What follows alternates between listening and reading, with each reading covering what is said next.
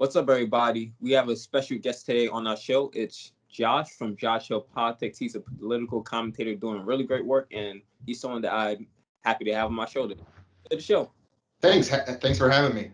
It's good to finally do this collaboration. Good for me to finally come on your show. I've been looking forward to it. Thank you. I've been looking forward to having you on my show. So I first got introduced to your channel. I don't remember what group it was in, but you posted it in a Facebook group. And I like watching videos because I like, seeing people's content and seeing their opinions on things. So I watched your video and I thought you have really interesting content. So that's the reason why I wanted to have you on my show. And we're going to speak about some of the ideas you spoke of today. Thanks, man. I really appreciate that. I'd say, yeah, definitely have controversial opinions, but I appreciate that you find it interesting. Yeah. Yeah. So how do you want to handle this? Asking me questions? Yeah. So I'll be asking you questions on the things you spoke about in your video. Okay. Some of your That video. sounds good. So my first question is, you say the establishment Democrats are the greater evil when compared to Donald Trump and the Republicans. What are the establishment Democrats and how are they worse than Trump? So, well, okay. So at their core, the establishment Democrats are corrupt corporatists. They're neoliberals, which is basically progressivism or leftism with a corporate leash. So they're only allowed to be as left, politically left, as their big money donors allow them to be. Not only do the neoliberals benefit off the broken, corrupt system, but they'll do just about anything to protect it.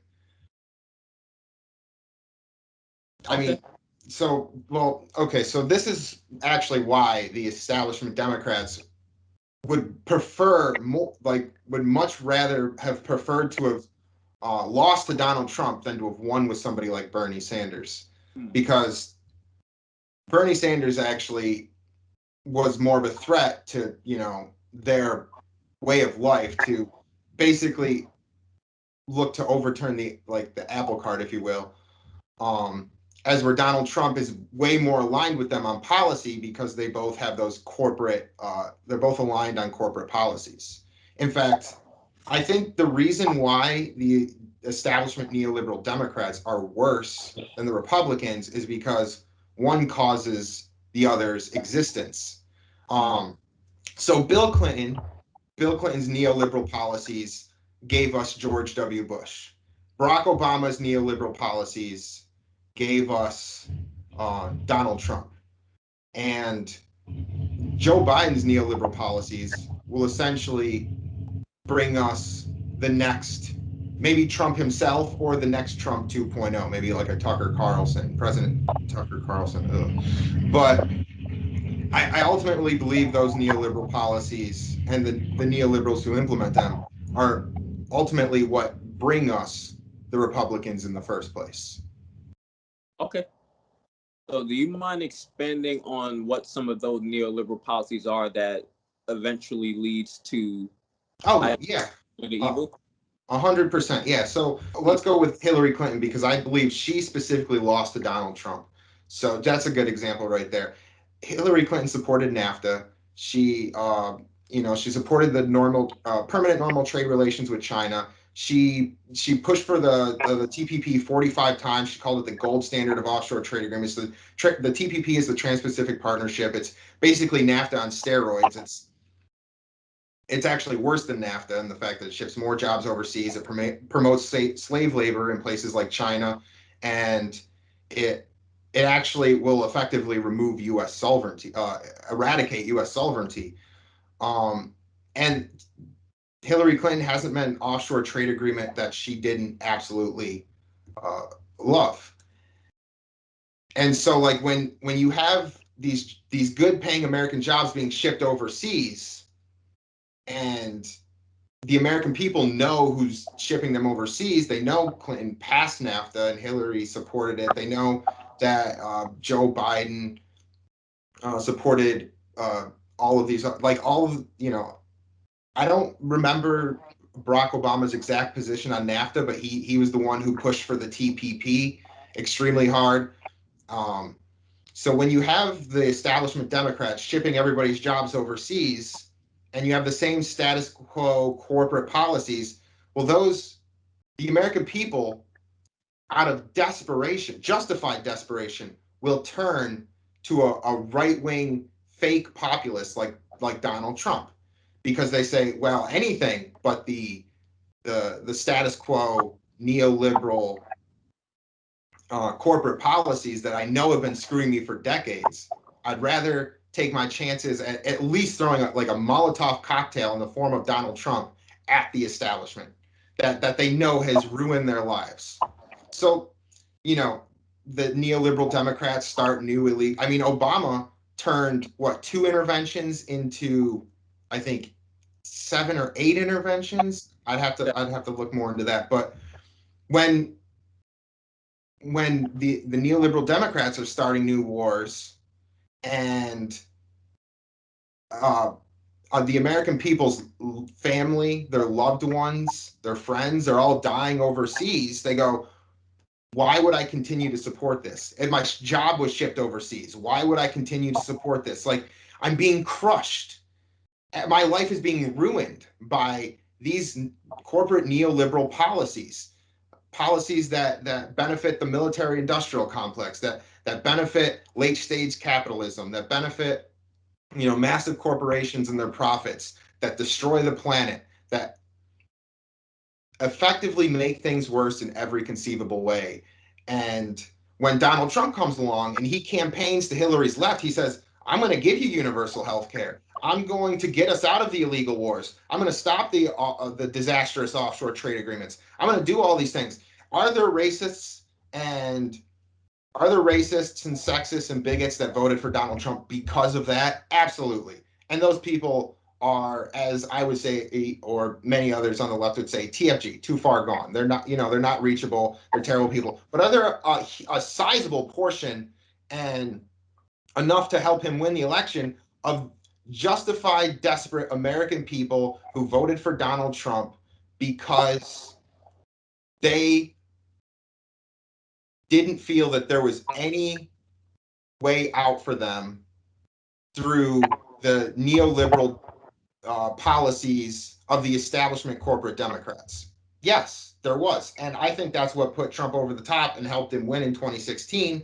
And I really believe in 2020 that Trump would have beat Joe Biden if not for the literal planets aligning. Not literal, obviously, but the planets, the stars all aligning for Joe Biden, with a pandemic, a second Great Depression, mass civil unrest. Everything went to shit because of the pandemic. And I believe all of those things combined barely gave Joe Biden the edge. And Joe Biden only won by a few thousand votes in a few key swing states. And if not for that, I really believe if not for those specific factors, that Joe Biden would not have won in 2020 either. And honestly, now Joe Biden, is, and I'm sure we'll get to this later, Joe Biden has not lived up to his lived up to anything, as if he promised he would live up to anything.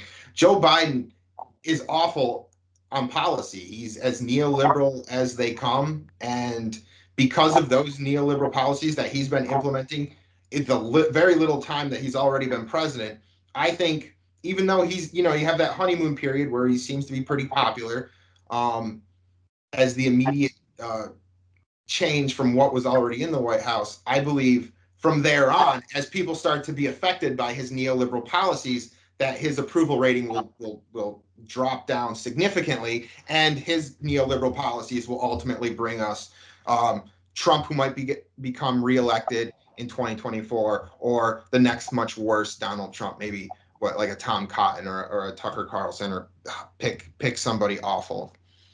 But so I think those are the policies that all, like, there's a lot of different ones. There's a lot more policies, but Joe Biden not doing the minimum, the living wage when he said he would do the living wage. It's the one thing he promised Bernie Sanders and progressives that he would do, and then he threw it out the door and didn't want it at all. So anyway, I guess that answers the question to some degree. If you have a follow up, I'd love to hear it. Yeah, absolutely. And one thing that I would like to point out is Hillary Clinton lost the election, even though she won the popular vote. She lost the election because she lost the Midwest, and the Midwest is where NAFTA really. No, I was just going to interject for a second and say, yeah, she didn't even go out there and campaign. Like there were some key swing states that she should have went in and campaigned. She didn't even bother because she felt entitled to him. She felt like she was going to win it no matter what. But anyway, I'm sorry. Continue your question. I'm sorry. Yeah, absolutely. I didn't even think of that point, and that may not have helped her because she was getting more unpopular the more she campaigned. Yeah, actually, that's a good point. That's 22. But 9 million former Obama voters voted for Donald Trump. And I would say the vast majority of them was because of those neoliberal policies that impacted them. I would agree wholeheartedly. Yes. Yeah, you're right. The more Hillary Clinton spoke, the more unpopular she became. That's actually why she started out with a really high approval rating, and it dropped drastically the more and more that she went out and campaigned, the more she spoke to people. In fact, it was literally the part of the rigging was the DNC actively trying to hide the number of debates, Democratic primary debates between Bernie Sanders and Hillary Clinton, because they knew the more that she was out in the public view, the less of a chance she had to beat Bernie Sanders. And so it was part of their strategy to beat Bernie was to ultimately basically try and do what Joe Biden successfully did, which was hide in the basement the entire time, so nobody had to listen to her speak. Maybe she should have went with that same campaign strategy, and I don't know if that would have worked for her. I think the only reason that even worked for Joe Biden was because, like I said, the stars aligned for him in the way that they did. Absolutely. And for people who don't know what he's talking about, the rigging, Donna Brazile spoke about the rigging and how Hillary Clinton they hid her away from the public so people wouldn't hear her message because she became more unpopular over time. And during the debates, they fed her the questions prior to the debate. So it's not something that's conspiracy theory. It's something that happened. Read Donna Brazile. I'm gonna link in the description below, so just so you can read it if you like. So the second question that I have is the establishment Democrats. They never send mean tweets. They don't openly threaten world leaders on Twitter, at least, and they never cause an insurrection on the Capitol. Do you believe that Donald Trump is a major threat to our democracy?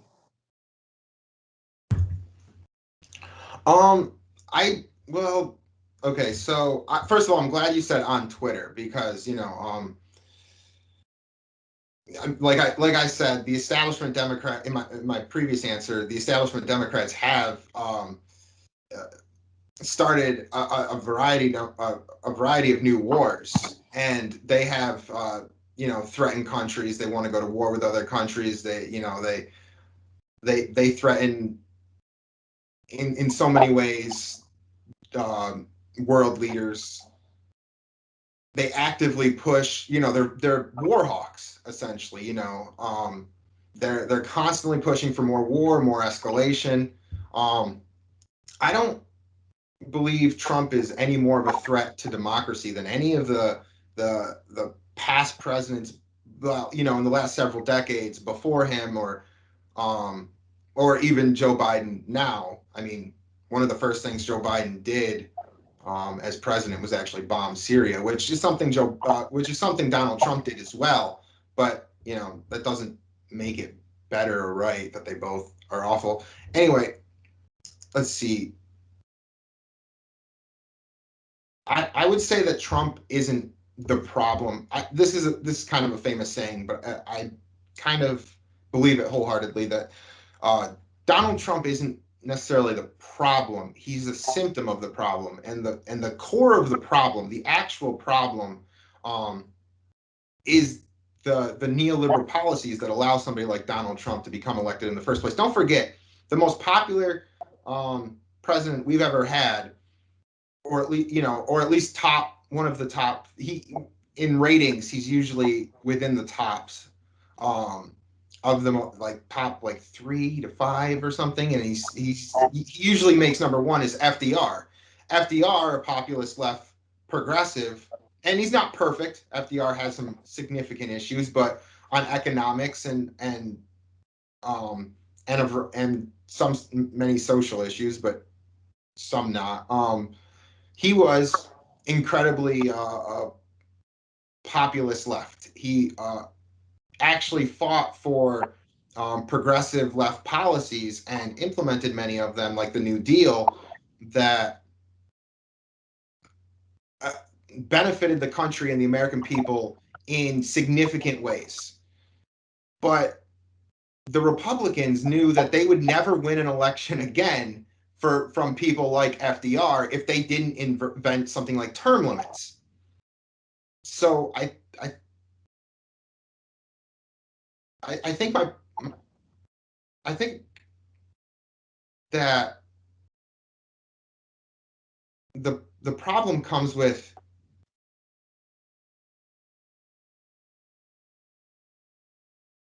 the establishment Democrats. Okay, I'm trying to think of how to word this exactly. The establishment Democrats, because they're so awful in their neoliberal policies, they effectively allow Republicans to beat them out in what we see this throughout modern history, where it's like every other election or two, the oppositional party takes over. But during the FDR days, when you're actually fighting for populist left progressive policies and you were benefiting the American people with them, you didn't see that. You had a long-term one-sided policies and power for one side. It wasn't until the neoliberal policies started crushing the American people that the Republicans were so easily able to take over after every neoliberal Democrat. Absolutely. So I think the problem comes with those neoliberal policies, because the neoliberal policies make the American they leave the American people so desperate, and they crush the American people so much. The American people are so badly disenfranchised that they will, in fact, turn to somebody like George W. Bush or Donald Trump in the first place. Absolutely. So here, I guess, is Trump a threat to our democracy? Like I said, not any more or less than the past presidents. Look, it just came up a little bit ago, but Hillary Clinton, the DNC, and the Democratic establishment as a whole literally rigged an election in what is supposed to be a democratic republic.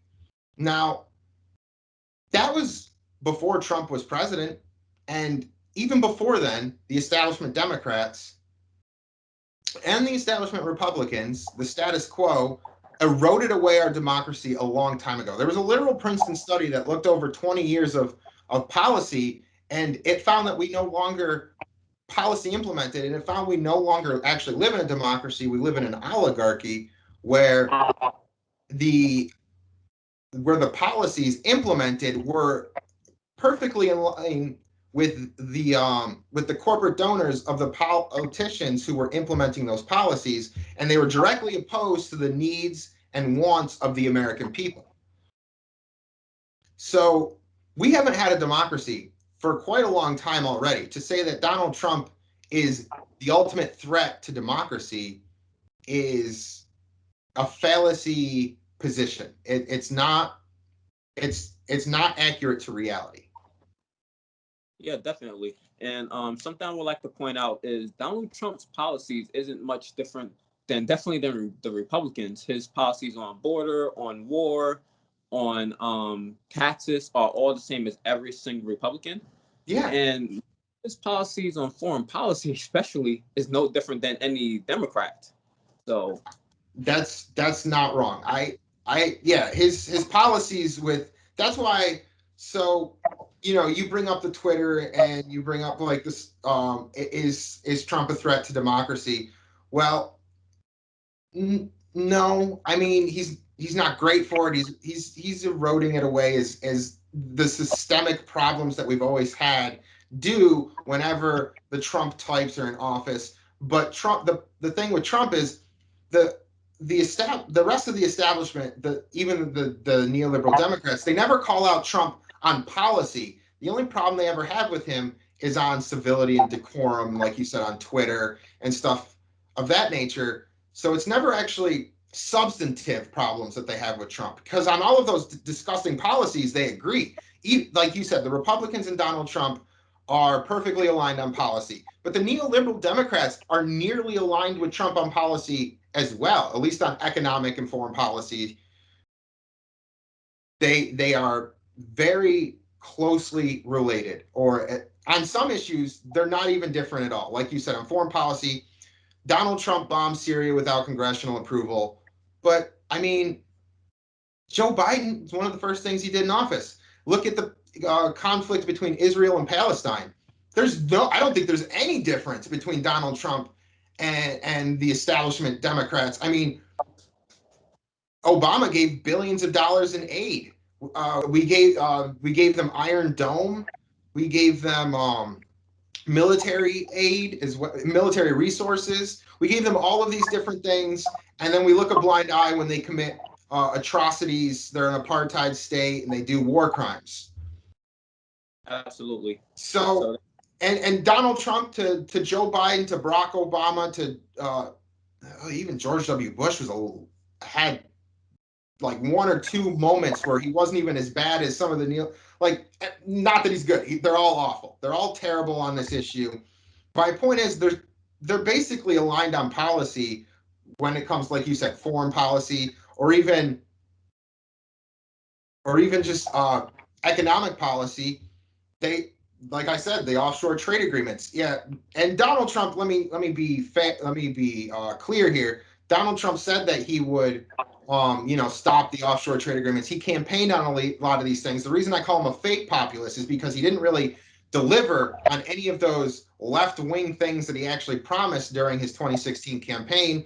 He stopped the TPP, but then he implemented his own version of the TPP, which was just as bad as the TPP was. So, and in his first year in office or so, he shipped like 95,000 jobs overseas. I'd have to double check that number, but I think that's around, like, he shipped tens of thousands of jobs overseas in his first year in office. So on the offshore trade agreements and shipping jobs overseas, he's not really any better. But my point isn't that Trump is good. My point is that the neoliberal Democrats are just as bad as Trump or in worse in some ways, in the sense that without them, Trump never would have become elected in the first place. Absolutely. And what you said is a perfect segue to my next point, talking about decorum. But before I go to that point, I want to say that, in my opinion, the president that was the biggest threat to our civil liberty and democracy was actually Obama, because Barack Obama, the NDAA of 2011, National Defense Authorization Act, there was a provision in the bill that says, "Oh, I'm sorry, I didn't mean to interrupt. Go ahead." Yeah, it says that the government is allowed to throw anyone in prison without trial or charge indefinitely. Yeah, they can infinitely detain any. Oh, I'm sorry, I keep interrupting. There's a little bit of a lag on my end, so sorry about that. Go ahead. In the ACLU, so that's the biggest blight on his legacy. And the thing is that people got upset rightfully when Trump threw people in jail. I think it happened in Oregon without trial or charge, but it was because Obama made it legal by signing it into law. Yes, no, the National Defense Authorization Act that he signed allows the government to detain any U.S. citizen without fair trial or due process indefinitely. It's a heavily unconstitutional law. The fact that he supported that was one of the first big moments where I was like, not like where I reckon I already knew at that point that Obama was pretty terrible, but I was like, wow, that's like real bad. That's like Yeah. core constitutional law, like rejection law. Like it was like that and the TPP. There were like a few big ones where I was like, okay, so the National Defense Authorization Act basically gets rid of due process, and the TPP effectively eradicates U.S. sovereignty. And Obama did torture. Obama, killed U.S. citizens abroad without fair trial or due process. Obama did all of these terrible, unconstitutional atrocities, and the liberals that support neoliberals, they just go to sleep. They go to brunch whenever their side is doing something awful, and then they only wake up for when the opposition, Trump and the Republicans, are doing the same things that they were cheering under, or not criticizing Obama for, or any of the other neoliberal Democrats during their time in office. Absolutely. I feel there's Oh, a now. I'm sorry. Just before we move on to the next question or your part, I also wanted to elaborate a little bit on the 2016 rigged election. I actually wrote an article about this not long after it happened, and this was even before Donna Brazile, as you mentioned, or I don't know if you said this or not, but she actually wrote a book, and she too admitted that that they had rigged the Democratic primary against the most popular politician in the entire country, according to. So Bernie Sanders was polled to be the most popular politician in the entire country during the 2016 primary, after the 2016 election, before the in between, and I guess before the 2020 primary election, and during the 2020 primary election. So like from 2016 all the way up till recent, every poll that's come out has shown Bernie Sanders to be the most popular politician in the entire country. Bernie Sanders would have beat Donald Trump according to literally every single poll. I remember there was one poll up that had him up by like 20 points. He was always up by double digits, as where Hillary Clinton was generally within single digits of Trump. Sometimes she was behind, sometimes she was ahead, sometimes she was only ahead by the the room for statistical error within a poll. So she might have been ahead by like 3 points, but like the statistical room for error was like 3 points. And so it was there was red flags all over the place for her. And then they actively, Hillary Clinton, the DNC, the Democratic establishment as a whole, actively rigged the Democratic primary. Not only did they do that, and stopping the person who could have actually beaten Trump, they actively elevated Trump with the Pied Piper strategy. So what they did is, in the Republican primary, they did everything they could to make Donald Trump the nominee because they thought he would be the easier candidate to beat in 2016.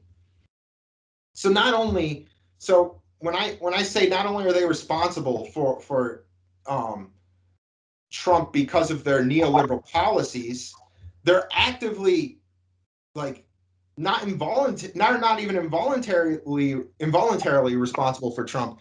They are actively responsible for Trump in the sense that they basically campaign for him in the Republican primary and help him to claim the Republican nomination.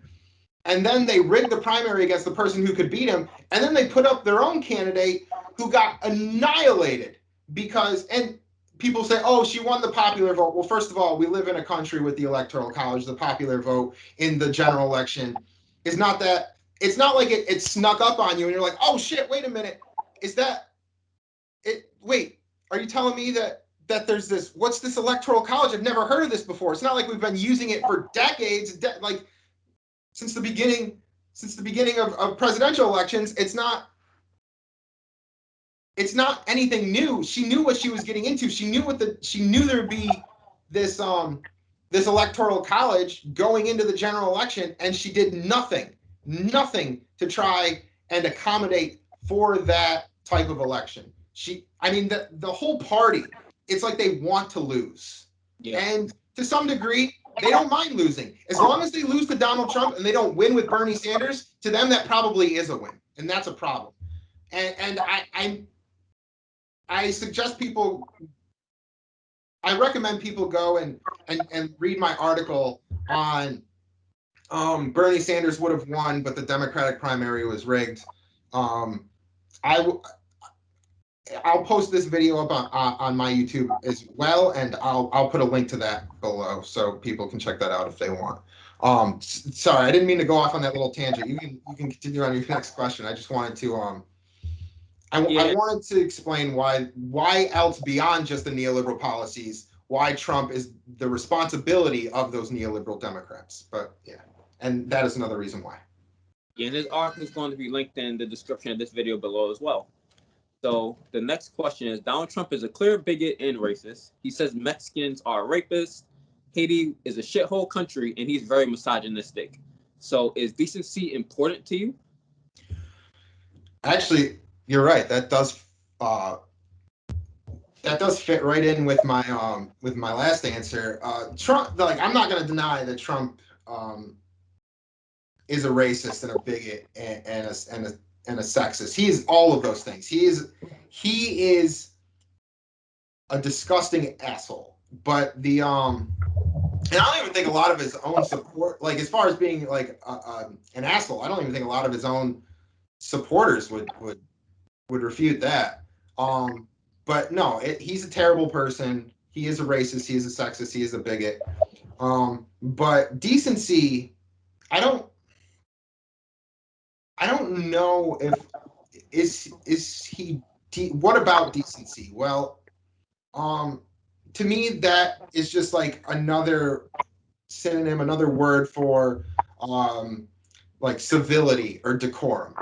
That's why it perfectly fits in with your or with my answer to your previous question, because he doesn't differentiate that much on policy with other past and future presidents,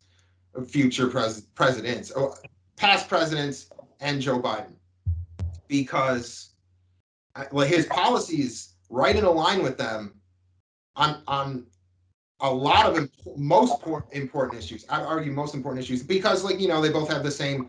People say like, oh, Trump doesn't take any money for his campaign. He took money. He's corrupt like the rest of them, and so their policies are in alignment with one another, from neoliberal Democrats to Republicans to, yes, to Donald Trump as well. And so when you're not that much different, if at all, on policy, but everybody's screaming and crying about how you're tweeting or the tone of your voice, and as far as like but Trump's racist, he's bigoted, he's sexist. Isn't that different than the neoliberal Democrats? Well, Joe Biden was a literal segregationist. I mean, he was a literal architect of the '94 crime bill, which disproportionately incarcerated African Americans. His policies have been discriminatorily I don't know if that's a word. He have been massively discriminatory and racist and crushing to communities of color. I mean, he's a massive proponent, even to this day. He's a massive proponent for the war on drugs, which disproportionately target people of color, most specifically African Americans. Like, for example, whites and blacks use marijuana at the same rates. Yet black people are 4 times more likely to be arrested for that same exact crime. That's a systemic problem of the war on. That's a systemic problem with the war on drugs and how it affects our system.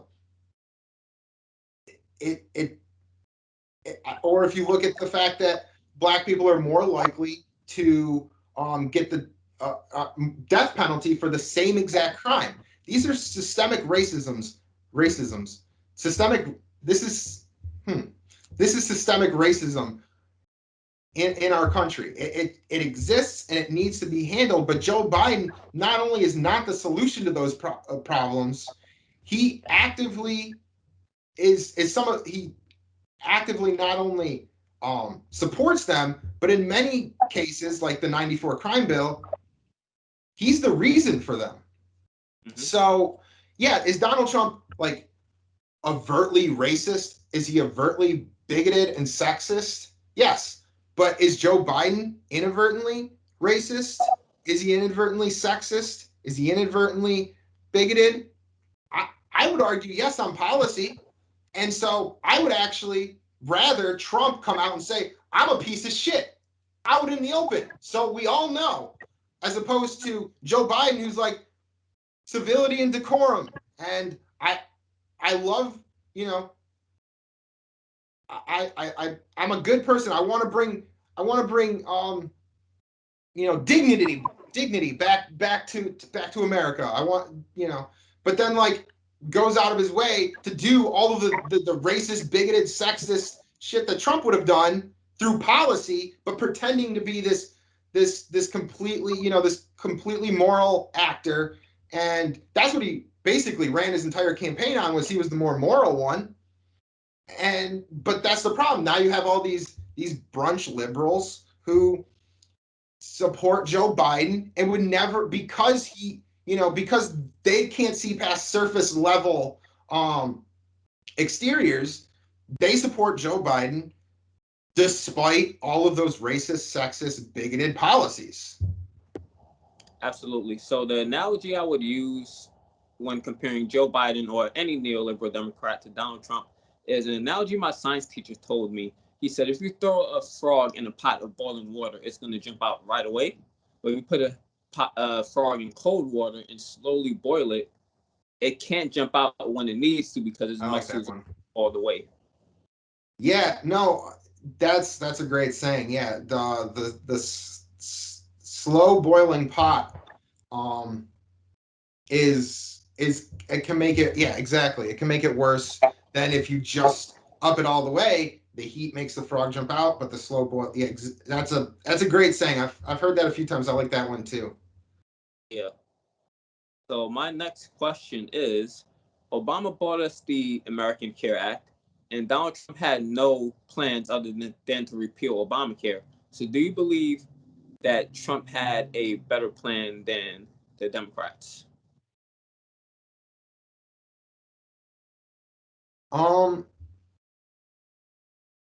I'm sorry. Can you? I just want to make one correction. I think you said American Care Act. I think you mean Affordable Care Act. Sorry, yes. No, you're fine. Okay, so this is a little more complicated. I obviously Donald Trump did have a healthcare bill that was completely awful. I don't have the statistics. I forget what it's called, but it got the name Trump Care, and he said he endorsed that plan. And it was abysmal. But like, as far as like that compared to that plan or no plan at all, I think the Affordable Care Act was wildly inadequate, and I think it was a massive giveaway to the private insurance industry, in the sense that not only did it keep private insurance companies intact, but when you implement a policy that isn't a universally beneficial program, it's a lot easier to repeal that and attack it, especially if it's already not a perfect bill, in the sense that it does, certain parts of it expire. There is the individual mandate, which states that if you don't have health care, then you basically pay a penalty tax. I I think the Affordable Care Act, if there were no opposition ever, would have been better than what we had. But because it was so wildly inadequate, because it was, I guess you'd call it incrementalism and not a universal program, it's a lot easier to repeal. The Affordable Care Act was, at any given time, only had like 50% support, 50%. It was like split down the middle. And so when you don't have a full amount of support for a policy, it's a lot easier to attack and destroy that policy, as Trump effectively did through executive orders, where he didn't get rid of the Affordable Care Act, but he stripped it down so much that it was effectively non-existent in the way that it functions. It's when you strip everything away from it, now it doesn't function as it's supposed to, and it'll eventually collapse in on itself. Now, the reason why I say that might not even be, I would rather not that at all. I mean, it's better that more people are covered, but then like because of Obamacare, because of the Affordable Care Act, premiums and deductibles skyrocketed. But the reason I would say that's still not an efficient policy, and even the public option, which I think is like a step up from even that, is still not an effective policy, is because when you don't implement the universal policy, it leaves it open to be easily attacked. Already, it's not great. 50% of the American people are not in favor of it. Only 50% of it are. But I think ultimately, a universal program benefits everybody. So, like, let's say you implemented Medicare for all. Now everybody has free at the point of service, cheap, affordable, good quality healthcare. And when I say affordable, I mean through their tax dollars. Like they'll save money through their tax dollars than what they would have spent on private insurance if they would have been able to afford private insurance at all. So when you give everybody free at the point of service healthcare, now everybody's benefiting off of it. Everybody has healthcare. Everybody can feel in their personal lives how that policy benefits them. The Affordable Care Act doesn't do that.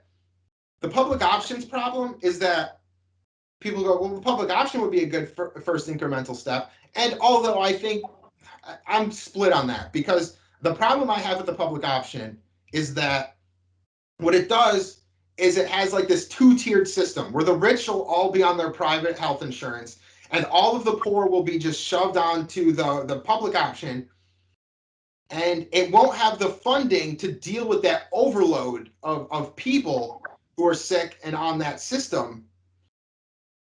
And so what you'll get is this massively collapsed system of the public option, because it can't afford all of, like, you don't have, if everybody's opt into Medicare for all, then the wealthy are helping to sustain it. And in addition to that, if the wealthy have that same healthcare that everybody else has, they will do their best to make sure that healthcare is S tier, is good quality healthcare, because that's the same healthcare they have to use. So of course they want it to be good. But when you have a public option, you'll have the rich won't give a shit about the public option. They'll stick to their private insurance, and you'll have the rich on this really good quality private insurance, and then you'll have this degraded, rundown public health insurance that everyone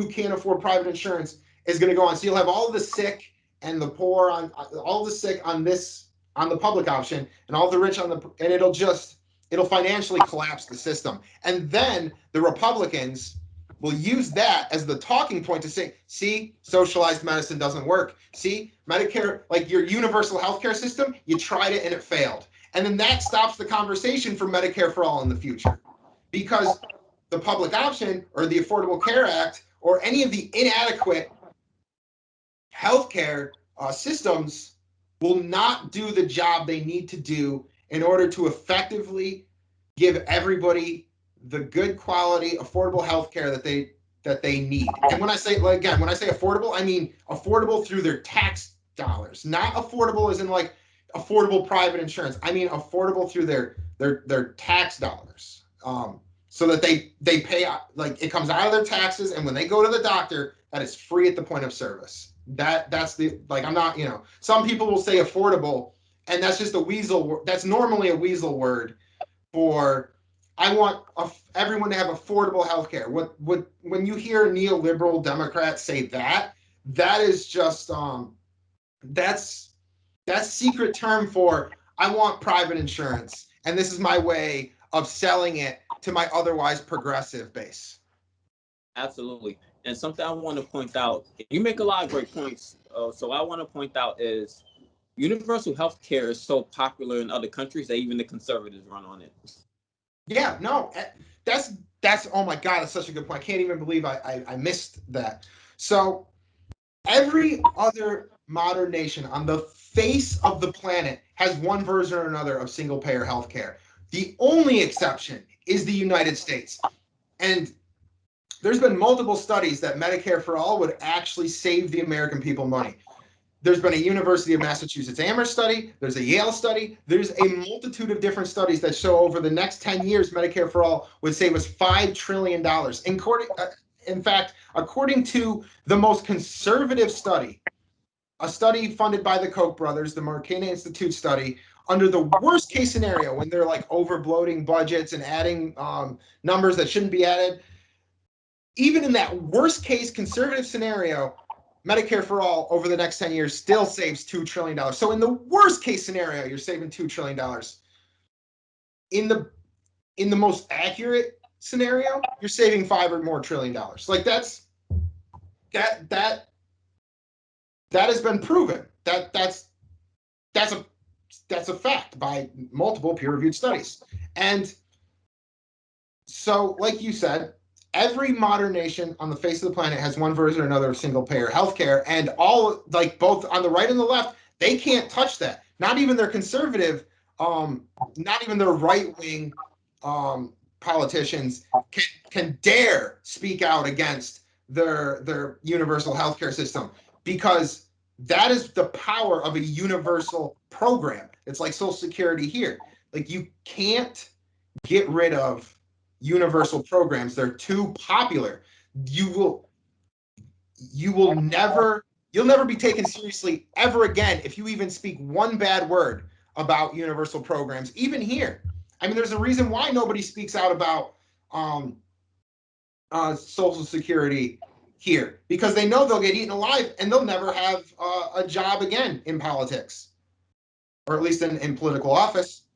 And so not only would a universal health care program, Medicare for all in this country, save us trillions of dollars, save the American people trillions of dollars, but in those same studies, compared to other countries, in many of those studies, compared to the other countries that have the single payer health care, as you pointed out, they get better quality care, better results, better outcomes, and they have the added benefit of covering every man, woman, and child in the entire country. Universal healthcare, and specifically the Bernie Sanders bill of Medicare for all, is objectively better in every measurable category when compared to our current for-profit private health insurance system. It's just a fact. It's just a fact. I honestly believe that if anybody argues against Medicare for all at this point, they are one of two things. They are purposely trying to push misinformation, because they're bad faith actors, and maybe they work in the establishment and they profit from the corruption that the financial corruption, the money that comes from pharmaceutical companies, the private insurance, pharmaceutical companies, private insurance companies, the healthcare industry as a whole, or they're just ignorant on the issue. And actually when you bring up a lot of this stuff, this is why Medicare for all is so massively popular, even with the massive campaign here in the United States to discredit it. The Marcana Institute study was an attempt to discredit it, and even that showed it looked good. And when you have all of this, like, Fox News and even MSNBC and CNN and all the mainstream, the Washington Post, all of the mainstream news outlets discrediting Medicare for all, it's still, some polls show it's got 70% approval, like 80, 90 something percent Democratic approval, even majority of Republican approval on this policy. And even at its lowest, I think it has like a 60 something percent overall approval rating. And that is because it's just it's the easiest to argue for, because you have these, as I'm just stating, all of these facts, that it saves money, it's better quality care, covers everybody, you get all of these different things. It's an easy argument to make for it because there's no objective downsides, none at all. So that's why the majority of the American people, even in the face of smears for this policy, still support it. Absolutely. So I want to stay on the topic of healthcare. So my next question is, what are your thoughts on force to vote? Now we're getting into some fun territory. I absolutely adored the strategy of force to vote, and I was wholeheartedly against it. And I was so angry to see that any populist left progressive opposed it, especially people in Congress who dare to claim that they're democratic socialists, and then in the middle of a fucking pandemic when people need healthcare the most, you're not gonna fight for Medicare for all? Are you kidding me? No. They're forced to vote was the objectively correct strategy. The objectively correct strategy. To not be in favor of it shows, and you to be in be in the political sphere of like the community of political junkies and political commentators, and to be in politics at all, or in Congress, anywhere. If you know anything about politics and you know anything about policy, if you're immersed into this world at all, and you don't support force to vote, I think you're a bit of a hack. I do. I do. I might be harsh, but it's the truth. Like, you're just not. You're either a hack or you're beyond ignorant, and you shouldn't be in the position you're in to talk about politics or to be in Congress if you can't get this right. Like, people say, oh, you have a pre-purity test or a litmus test. I do on some things. Everybody does. Everybody draws a line somewhere. Yeah. Everybody does. If Donald Trump ran as a Democrat, people would be like, I still don't know if I'd. Well, oh my God, blue no matter who people might. I don't know. They probably wouldn't. Although now they're trying to rehabilitate George Bush, but so like maybe they would. I don't know. Maybe there's some people who are so blind with party tribalism that they wouldn't draw a line.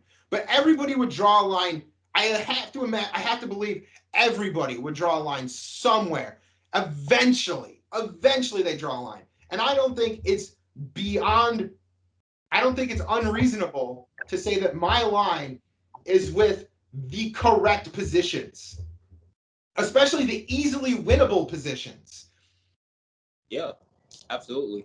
So sticking on this topic of force to vote, in regards to force to vote, Representative Pramila Jayapal said, if someone wants to call us to force a vote on Medicare for all, I am happy to tell you why I think that's a bad idea. It will end our movement. Do you agree? I only agree with the fact that I want her to tell me why she doesn't think it's a good idea, because she's wrong. She's wrong that it's not a good idea. I would love to actually hear her pathetic excuse, her pathetic arguments, her debunked establishment talking points as to why force to vote is not the objectively correct thing to do. And I've heard it before. There's been policies in the past, or there's been bills in the past that the biggest thing that I hear is that, well, when you vote, let's say you get a vote on this, it's going to fail, and it's just going to hurt the movement. We got some of our most important legislation passed by fighting for it over and over and over again, getting votes on it over and over and over again, and it failing the first few times. But that's climbing with that. We're actively putting that front and center, and we're making an argument for it so that it's in the sphere of public opinion, and we can make those arguments. Absolutely. Like, it doesn't. I'm sorry. Yeah, it doesn't hurt the movement at all. It only gains us momentum and pushes us forward and closer to that final end goal. Absolutely. And Camilla Jayapal making that argument that if you force a vote and it fails, it ends the movement. Well, I would say, contrary to her opinion, women's suffrage failed 11 times. That's and the civil rights movement, fighting for the Civil Rights Act, failed 14 times. Those are actually, when I said previous legislation had, those are actually what I was referring to. I was going to bring them up if you hadn't. That's great that you mentioned that. Yeah. That's the fantastic. Yeah, no, to say that a failed vote on Medicare for all would only hurt the movement, it is historically proven false. So, like I said, ignorance. She's either ignorant or she's a bad faith actor. And those are the only two options. Absolutely. So a question I want to ask: do you think the Justice Democrats are corrupt? This one I have mixed. So I mean, I guess it depends on your definition of corrupt. Do you if you mean financially corrupt, then I would have to. I'd have to say no. Not financially corrupt. Is that they don't take any corporate super PAC money. They don't do big money bundling. They get their money from small individual donors. Here's the thing, though. Corrupt doesn't just mean financially corrupt. Computer files are corrupt. They don't take any money. Like, corruption isn't just, or not all computer files. Computer files can be corrupt without having anything to do with finances. Corruption, you can be a corrupted individual by the system. The system has corrupted them.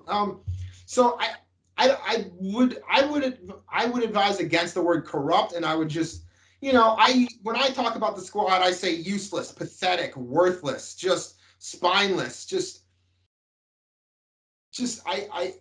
are they corrupt? If somebody said no, then I would be like, okay, as long as they're saying no, but they suck because, and they're useless and worthless, and all of these terrible things, then I'd say, okay, I'll give you a pass as long as as long as you're still critiquing them in an effective way and saying they're still, you admit they're carrying weight for the establishment. You admit that they're being awful on policy and strategy, and they're basically not the progressives that they were when they campaigned. And you admit all that stuff. I can accept, and I'm trying to be fair here, I can accept somebody saying they're not corrupted financially, because that I would agree with. What I would say is that they're not sellouts. What I would say is that they're worse than sellouts. So Nancy Pelosi, she sells out financially for money, basically, and then she takes money from her donors, and then she does the bidding of her donors. So at least when she's taking money, she gets the little feel-good chemicals in her brain of bribe, money, and power. The squad is, if they're selling out, it's for free. There's no reason. That's worse. At least there's an addiction with the Nancy Pelosi way of being a sellout. You're just fucking everyone over for nothing. For nothing. That's worse. It's arguably worse. And so, it's crazy to me that you're not taking any corporate super PAC money. You get there with these people who might be nice to you, but are clearly two-faced and treating you like shit, because every time they go on an interview, they say, Nancy Pelosi belittles you and speaks condescendingly to you. They don't treat you with respect at all. So what if, oh my God, I don't know how you could be there and not just every day. My goal would be to put these establishment Democrats in my place, because if I was AOC, I'd have I'd have 2 trillion Twitter followers who are ready to act on my very whim. If I was AOC, I'd put out change.org petition. I'd put out petition after petition. I'd get people to call their representatives. I would have mass protests on the street. I would use the only power she has is people power. So doing these little backroom deals is proven to get nothing. It's proven to have gotten nothing. Oh, we can't do force the vote, they say, because we have to save that for more important issues, like, the living wage that we also won't do. we can't do force the vote because it won't pass. But then at one point they were saying, oh, well, we should do we should do a $15 an hour wage. But that might not pass either because of Joe Biden, Kristen Sinema, and don't tell me his name is Joe Manchin. And so, like, you can't show double standards and hypocrisies in certain situations and be like, well, we can't do this because it won't pass, but we can't do this, force the vote, because even if we got a vote on it, it wouldn't pass. But we could do a living wage because that might not pass either. But wait, what? That's a contradiction. You can't have two positions that actively contradict each other. That's not consistently principled. But the problem with it is that the Justice Democrats, AOC campaigned on forcing a vote for Medicare for all and fighting for Medicare for all and those strategies. What the Bronx and Queens needs is Medicare for all. We can do it now. It takes political courage. Start bringing the ruckus on the Democratic Party. That is our job.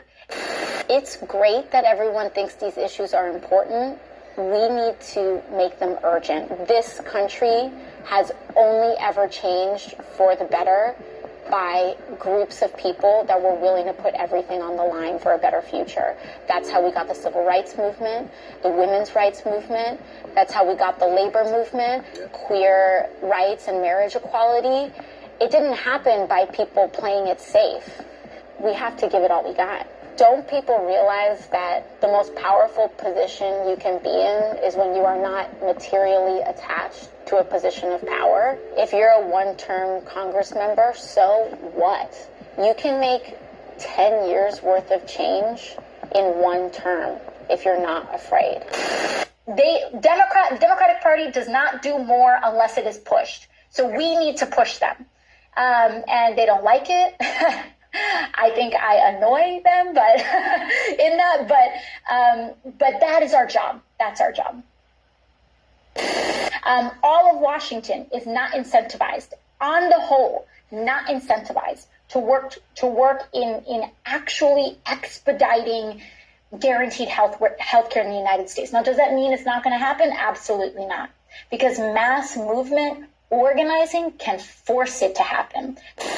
Force it to happen. Do not trust any political party to automatically work in your interest. And then she actively turned her back. Like, when she was first in office, she was relatively progressive. I was super excited and I was super enthusiastic and satisfied with what she was doing. She would do things like go and do a sit-in protest at Nancy Pelosi's office for the Green New Deal. And look, now the Green New Deal is talked about everywhere. And she's making headway on that. She's making progress on the Green New Deal, pushing that forward. Did that hinder its movement at all? No. Did that the Green New Deal won't pass if you actually put that through the House, or if you actually got that to the Senate? That wouldn't pass at all. It wouldn't pass. It wouldn't even get close to it. So because that wouldn't pass, why'd you spend time on that, AOC? Why is that? Why is that any different than force the vote on Medicare for all?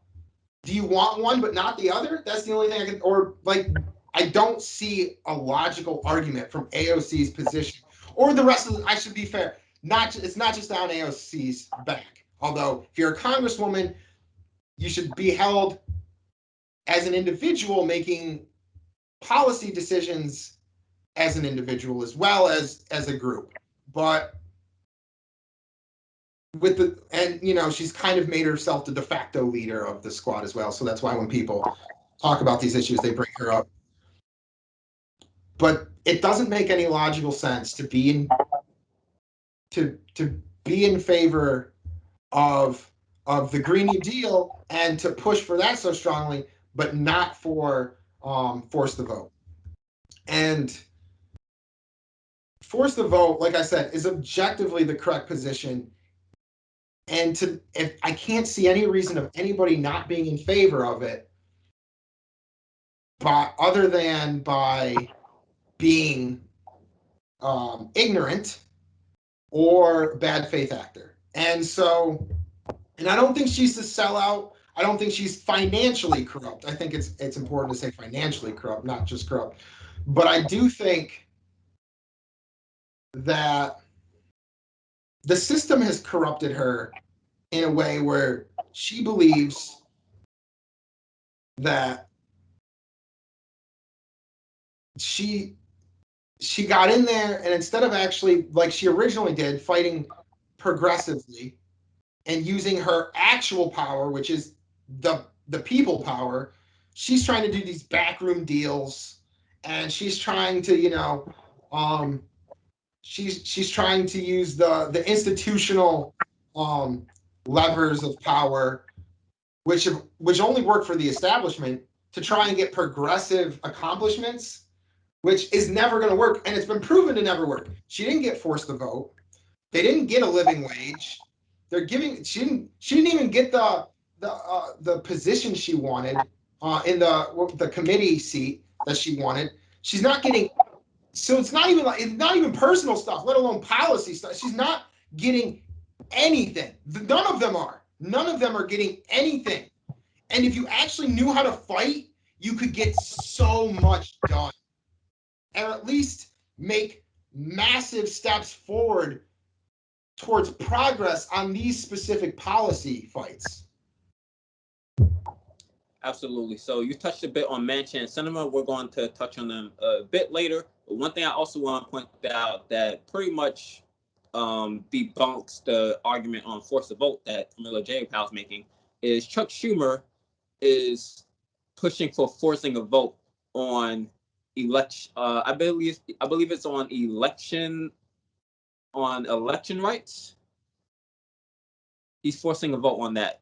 Yes, I did hear about that. One thing it does show, like you said, it shows that they understand the strategy of force to vote when it's for a policy that they believe in. I mean, like you said, we'll get into Kyrsten Sinema or Joe Manchin later on, but they've proven that force to vote works. They've proven that if you hold out your position, you can get so many things that you want.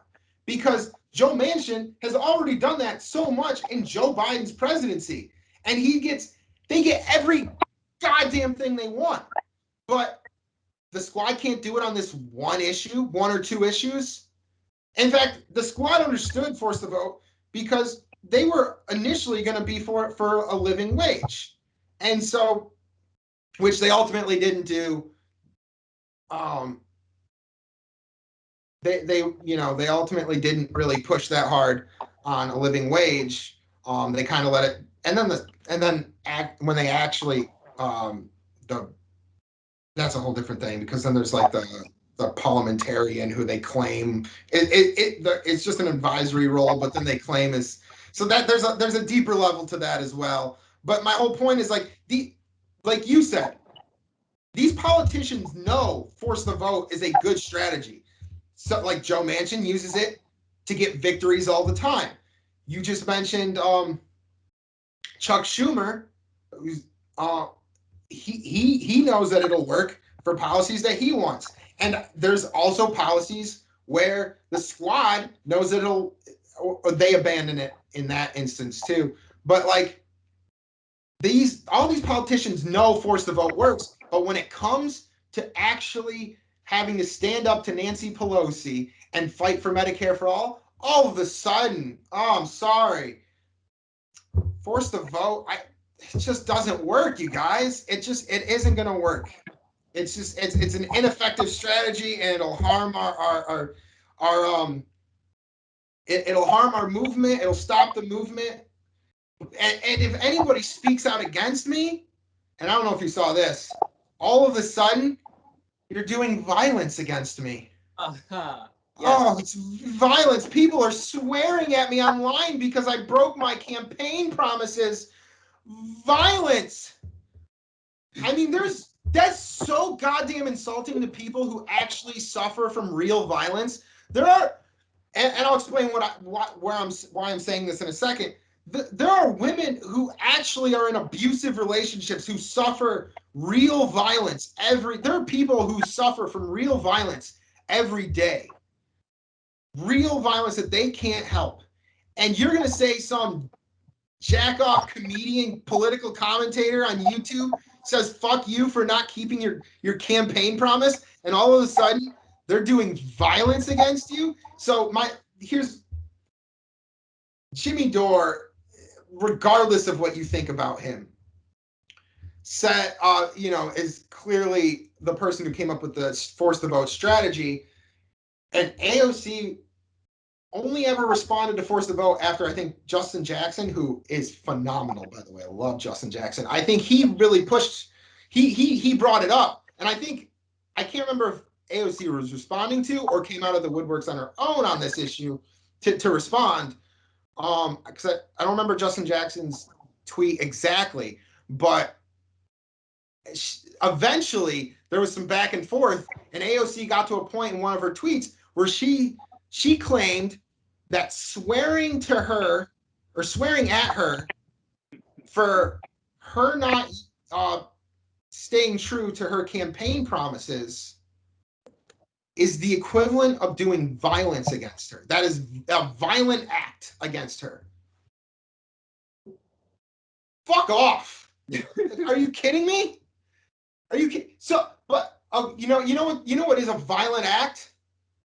All of your friends, Mama Bear, Nancy Pelosi, and all of your establishment friends who oppose Medicare for all and actively push a private health insurance system that lets 68,000 people die every year due to lack of basic health coverage. That's violence, because that is actual people losing their lives over the acts of your shit friends in Washington, AOC. That is violence. I would argue that the massive medical bankruptcies that ruin people's lives, which the number one form of bankruptcy in this country is medical debt, that, AOC, is more violence than somebody telling you to fuck off for you making campaign promises, then going back on those campaign promises, and then not fighting for the policies that you claim to support in the first place. That's not violence. It's not. Not that she's listening to me, but I just, like, if she ever, for whatever reason, heard that clip of me, AOC, fuck you. There. I'm a very violent person. I apologize for that. I'm sorry. I was just like, that upset me. That upset me. The you're holding my feet to the fire, holding me accountable for my shit positions and my flip-flopping and my contradictions and me going backpedaling and stuff. That made me upset when she claimed that was a form of violence. That really made me upset. That you can see that struck a nerve with me. But yeah, I see that. I might have even had an original point, and then when I got to I just went off on this tangent, and I forgot even what I was saying before that. So if anyone was watching and I'm not able to loop back around to finish whatever thought I started with, that's why. Like that, I'm a triggered lefty when it came to that. Oh god damn. Yeah. So the arguments that progressives are making is, so force a vote it was a strategy for progressives to hold their votes for Nancy Pelosi to become speaker if she didn't bring Medicare for all to a floor vote. So wouldn't that lead to Kevin McCarthy becoming the House Speaker had progressives not voted for her? Dems would have gotten nothing passed. Oh, I love this one. I love the Kevin McCarthy talking point. Okay. A speaker Kevin McCarthy would never happen. It would have never happened. That's a ridiculous, easily debunkable in many ways talking point. Look, to be Speaker of the House, you have to get a majority of votes in the House, right? You have to get a majority of votes in the House. The majority of the House is made up of Democrats. They're not going to vote for Kevin McCarthy. It's not going to happen. And even if the squad withheld their vote, from Nancy Pelosi, you still don't get Kevin McCarthy. That is, I don't know who came up with that talking point. It's literally like at least the lesser of two evils, like saying like in a general election is like saying like one of these two people is gonna become like that's not how it works. Like that makes more sense than it does to say that Kevin McCarthy could become Speaker of the House. That's been so thoroughly, and you know who can actually articulate this a lot better than I can. I recommend people go and look at Brianna Joy Gray's argument on this issue because she will actively like break it down in a very clear way that much better than I can. But yeah, no, basically the Democrats have a majority in the House, and Kevin McCarthy would have to get a majority of votes from in the House to become Speaker, and with a Democratic majority, that's just silly. That's not going to happen. That's not even with the squad. And let's be honest, like Nancy Pelosi is going to give up her seat for Speaker. At the end of the day, if you pushed her, she would absolutely be like, "Fine, I'll let you do this vote for something I know isn't going to pass anyway." Yeah. The only reason she doesn't want to do it is because she doesn't want to highlight all the Democrats that suck and would oppose forced the vote, and she doesn't believe who would oppose Medicare for all and she doesn't support Medicare for all herself. And so, but at the end of the day, if she knew she might lose her seat over it, I think she would definitely do it. And even if all of the squad refuse their votes, Kevin McCarthy isn't getting the majority of a Democratic House. That's fucking ridiculous. I'm sorry. I'm starting to swear now, but I apologize. It's cool. So in that situation, what would have happened is there would have been no speaker, because in order for a speaker to... Yeah, and it would have went to a secondary vote.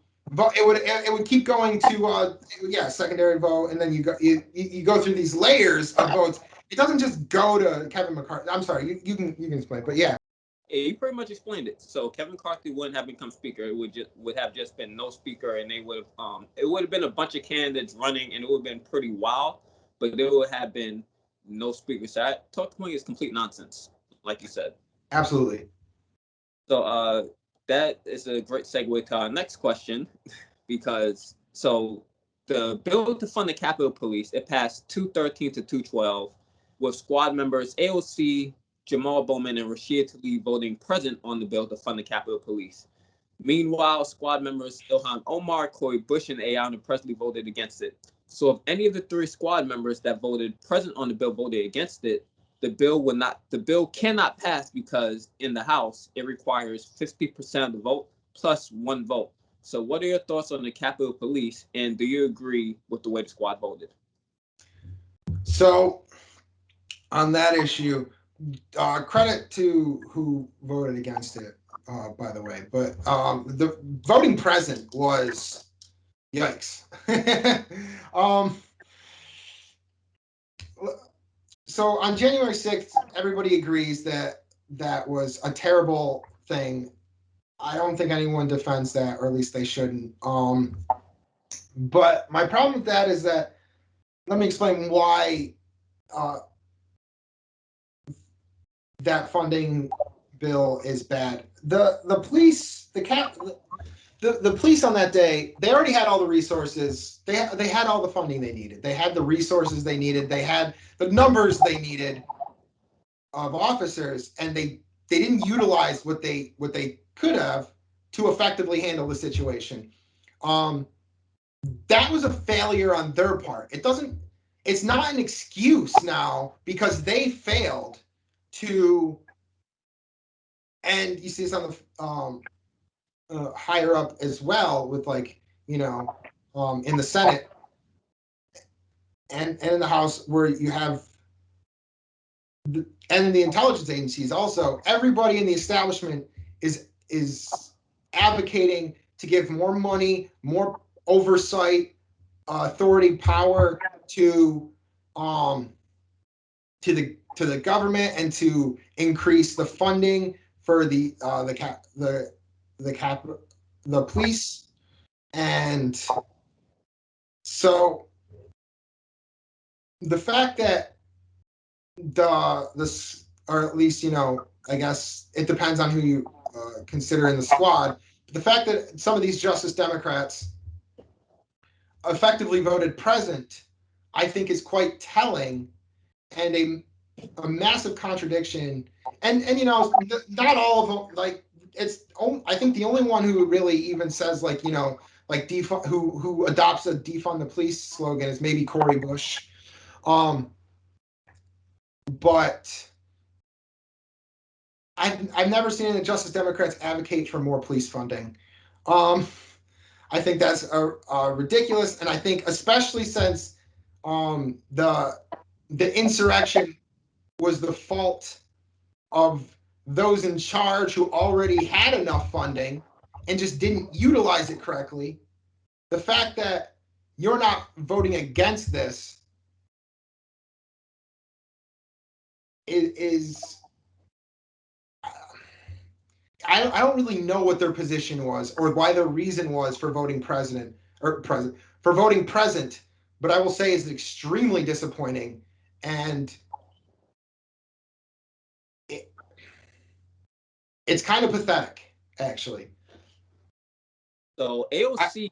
Go ahead. I would like to know their reason. I didn't look at their reasoning why, but I know there was no good reason to not vote against this.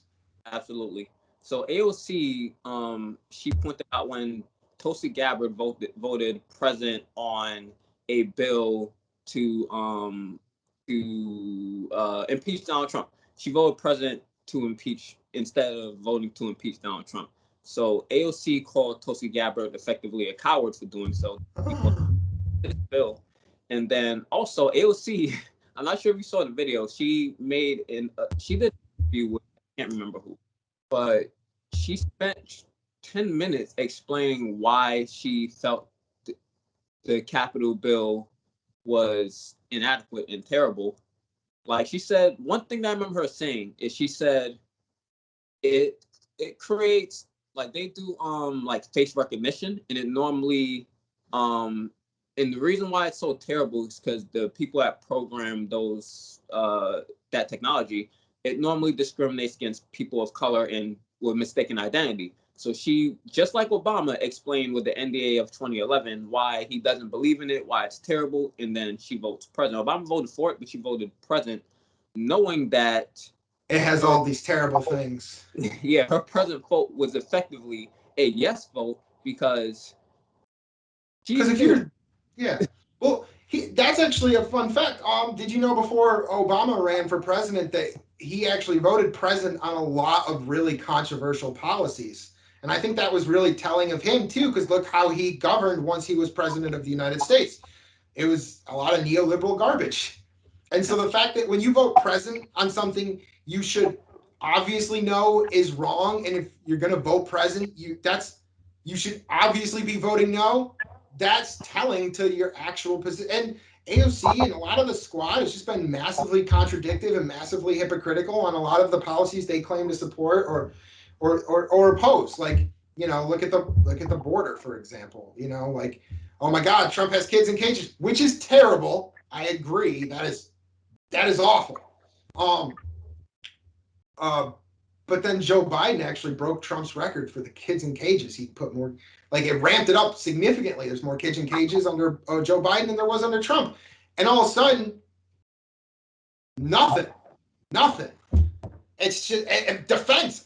I've seen some of these people actually defend Joe Biden's kids in cages. It's disgusting. So it's really, like I said, I don't know whether to call it, it's not financial corruption. I don't know whether to call it just ignorance or system corruption, I guess you'd call it. Like, the system has basically corrupted you as a person and your positions. I don't know what it is, but my God, do they suck? Are they awful human beings at this point? Like, just, you have so much power and you can do so much good, and you promised you would use that power to do so much good, and you're just going back on everybody who needs you. People donated their hard-earned money to you to fight for these causes. An entire organization got you elected on the premise that you fight like a Tea Party, like the Tea Party did. And then you just take that hard-earned money and you donate it to corporate neoliberal Democrats. AOC is taking huge portions of her individual campaign contributions and she's trying to give it to corporate Democrats' campaigns. Like, what the hell is wrong with you? What is going on? It's not financial corruption. Are you brainwashed? Do you not care about people? I don't know what the hell is going on. They suck.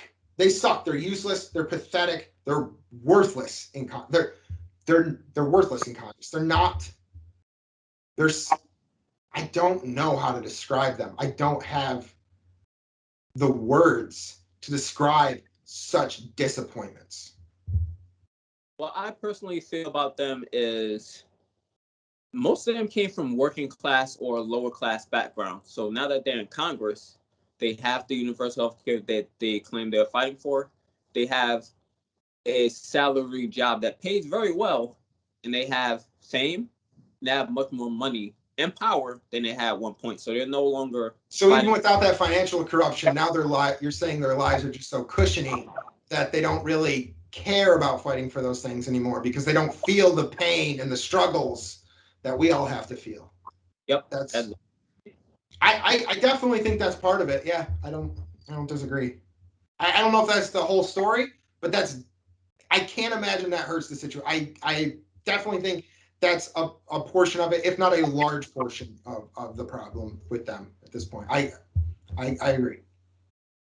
So my next question is, why does it always seem like the Democrats find a way to have just under the amount of votes they need to get a bill passed that they say they want? For example, Obama had 60 votes, a 60-vote majority in the Senate for 4 months, and 58 for the entire, at least 58 for the entire 2 years. So why wasn't he able to get anything passed? Isn't that always weird? It's always just not enough. You always have just enough Republican obstruction just so you can't do anything of any progress. You can't pass any progressive legislation at all. I think that the Democrats try the hardest they can, and Republicans are just bad obstructionists. No, clearly they don't want it. Clearly the establishment, neoliberal Democrats, they just don't want those policies, and they need an excuse. They need a big bad wolf to basically, to scapegoat for their, I wouldn't even say incompetence. I'd just say corruption. I'd say they don't want, there's the same reason why Obama with a supermajority could have gotten Medicare for all, at least. And like I said, there's problems with the public option, but at least, if you're going to go for the worst legislation of the Affordable Care Act, the public option is better than that is, still better than that is. So you don't even go for Medicare. You don't go for Medicare for all. You don't even go for the public option.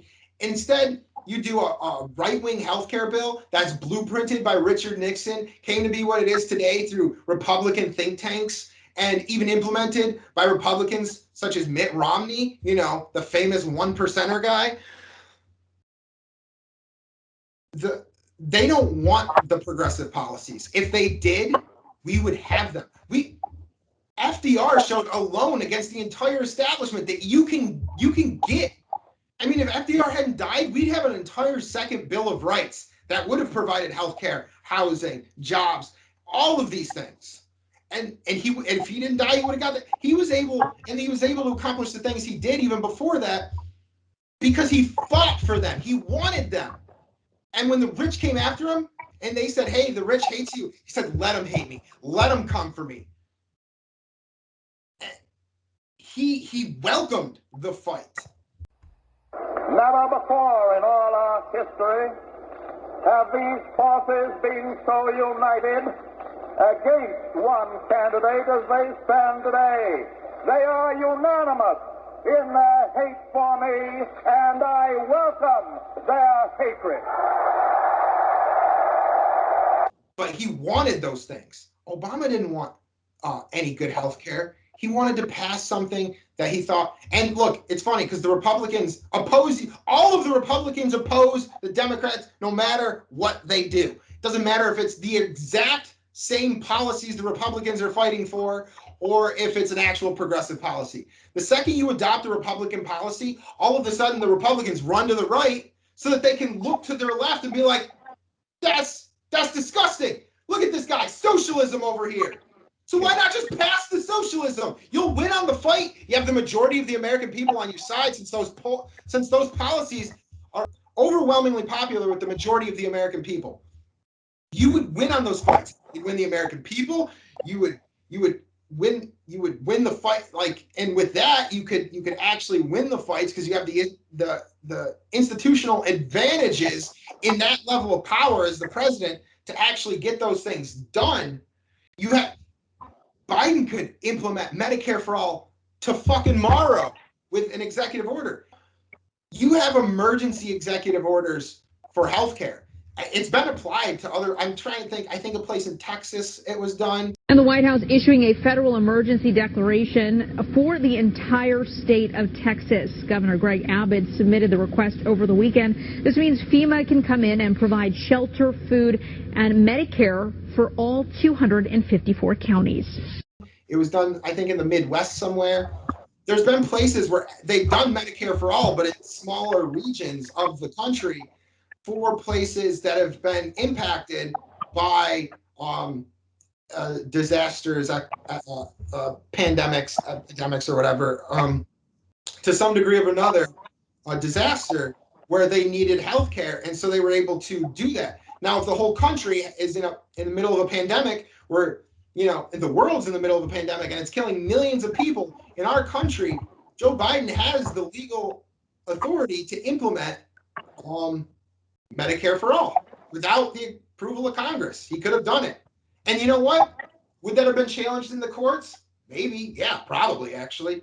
And you know what you do? Great. Now it's in the public sphere. Now I'm going to argue for it. Now the people who are arguing against it have to argue. Now the people who are stopping the Medicare for all by bringing it to court have to be the ones to argue against it. And you get to be the one to argue for it. They don't want it. Not only do they never fight for it, they never argue for it. Even Joe Biden said he would veto Medicare for all if it somehow made it to his desk. You could win on that easily and at least win the American people and make massive steps in the right direction on it.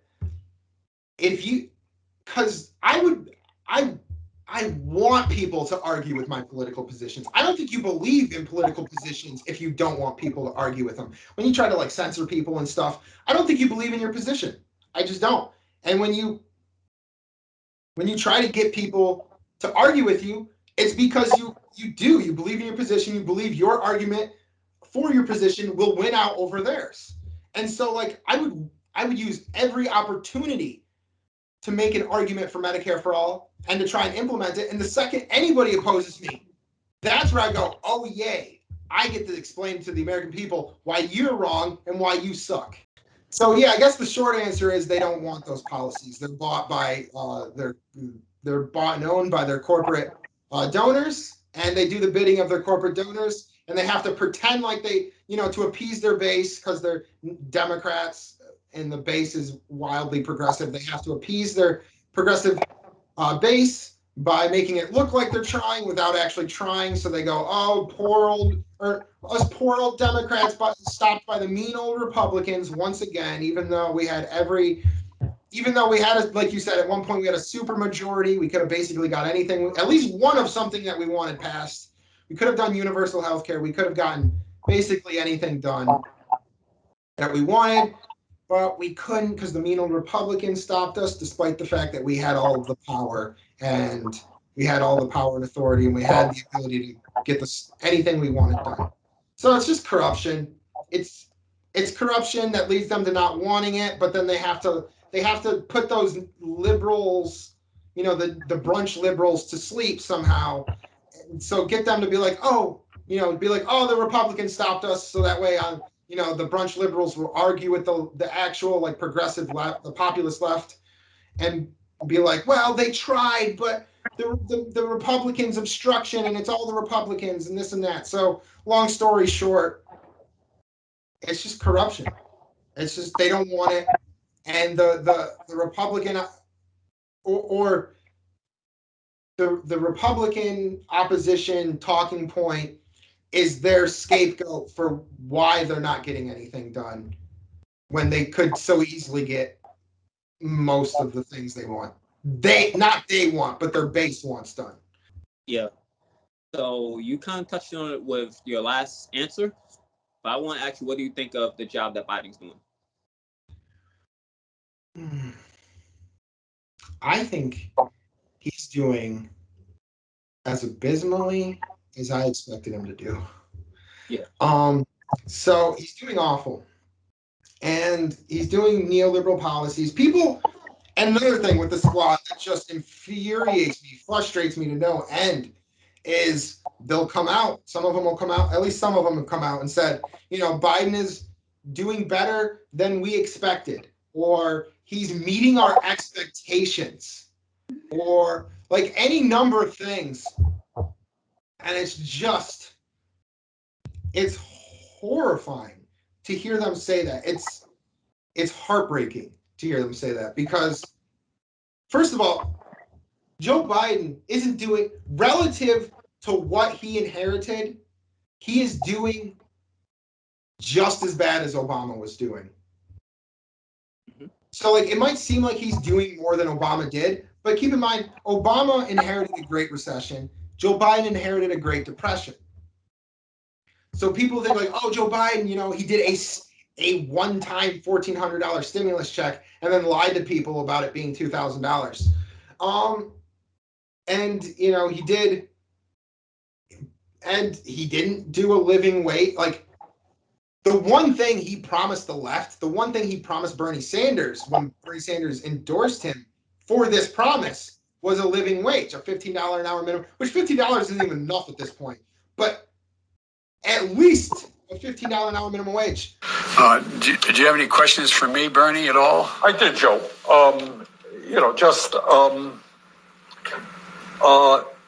Let's talk about some of the areas that I think we are actually fairly close. There are some areas where we disagree, but somewhere we are fairly close. Let's talk about the economy.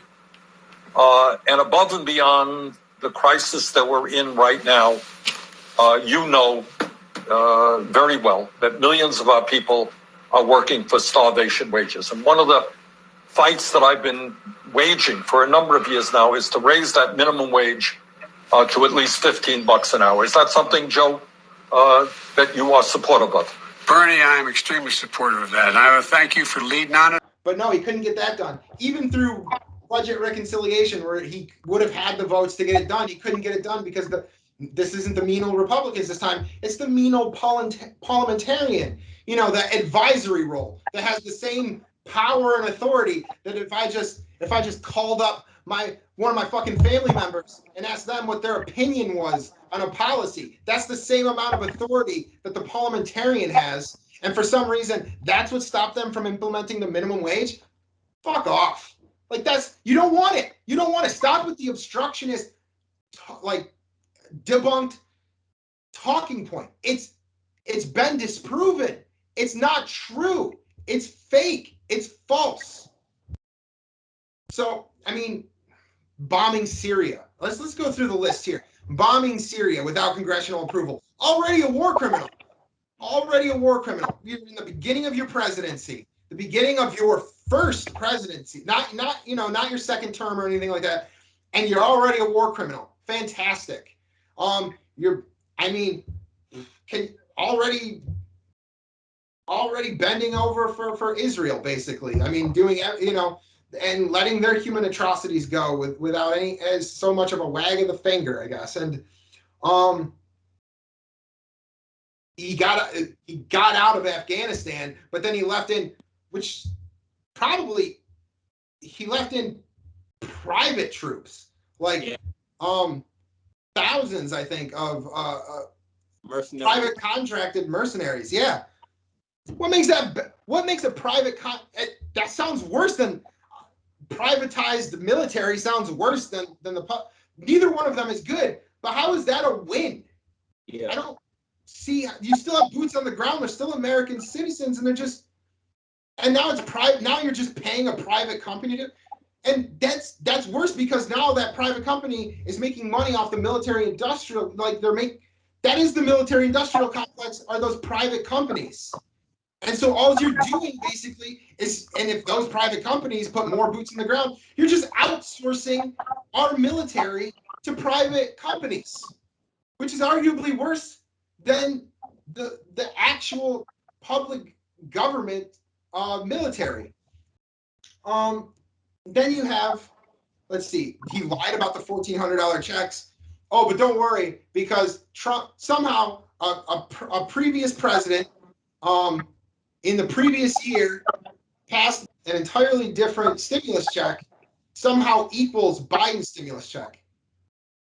I mean, I don't even understand why Joe Biden even bothered giving out $1,400. He could have just gave out $200 and said, well, Trump's $1,200 and his $600, both combined equal my $2,000 after I give you $200. Like, it doesn't make any sense.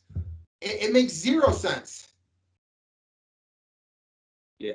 I mean, at some point, you could get in office and be like, I'm going to give everybody $500 stimulus check, and then be like, actually, I'm including the $2,000 per combined by Trump and Biden. So you actually owe me. So you actually owe me $1,500 because I'm like, you don't combine previous stimulus checks of previous administrations passed in entirely different years. And then even after Trump passed his stimulus check, and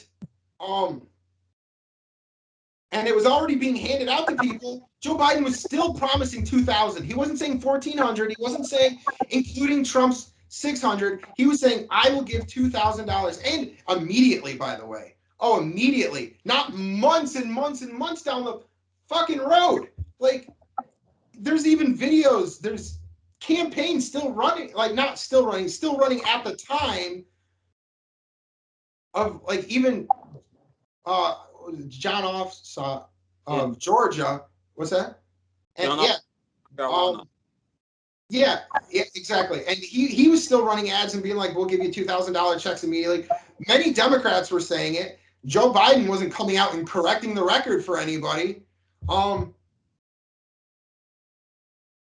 So he promised $2,000 checks and then and what's the point? What does that do other than piss people off for the midterms? Mm-hmm. Like, and then 2 million less people got checks than when Trump gave out. That's right. It was means tested. You're right. It was means tested. So less people got checks under Biden. Less people got checks under Biden than they did under Trump. So you think somebody who got a check under Trump but didn't get a check under Biden is going to go? If Trump runs again, they're not going to go, well, I'm going to go back to Trump because I got a check under Trump. I didn't under Joe Biden. Like, or, you know, if you really want to start adding together stimulus checks, well, technically, in Trump's presidency, he gave out, well, let's see, $1,800? Yeah, it was the $1,200, and then it was the $600. So $1,800, and Joe Biden's giving out $1,400. Joe Biden's giving out, and he won't get another stimulus check through. There's no way you're going to get it through without, like, with the filibuster. You're not passing anything anymore. Without budget reconciliation, he's not passing a single thing unless it's wholeheartedly corporate approved, which stimulus checks aren't. So Joe Biden in his presidency gave out $1,400, and Donald Trump gave out $1,800. Come on, that was an easy lineup.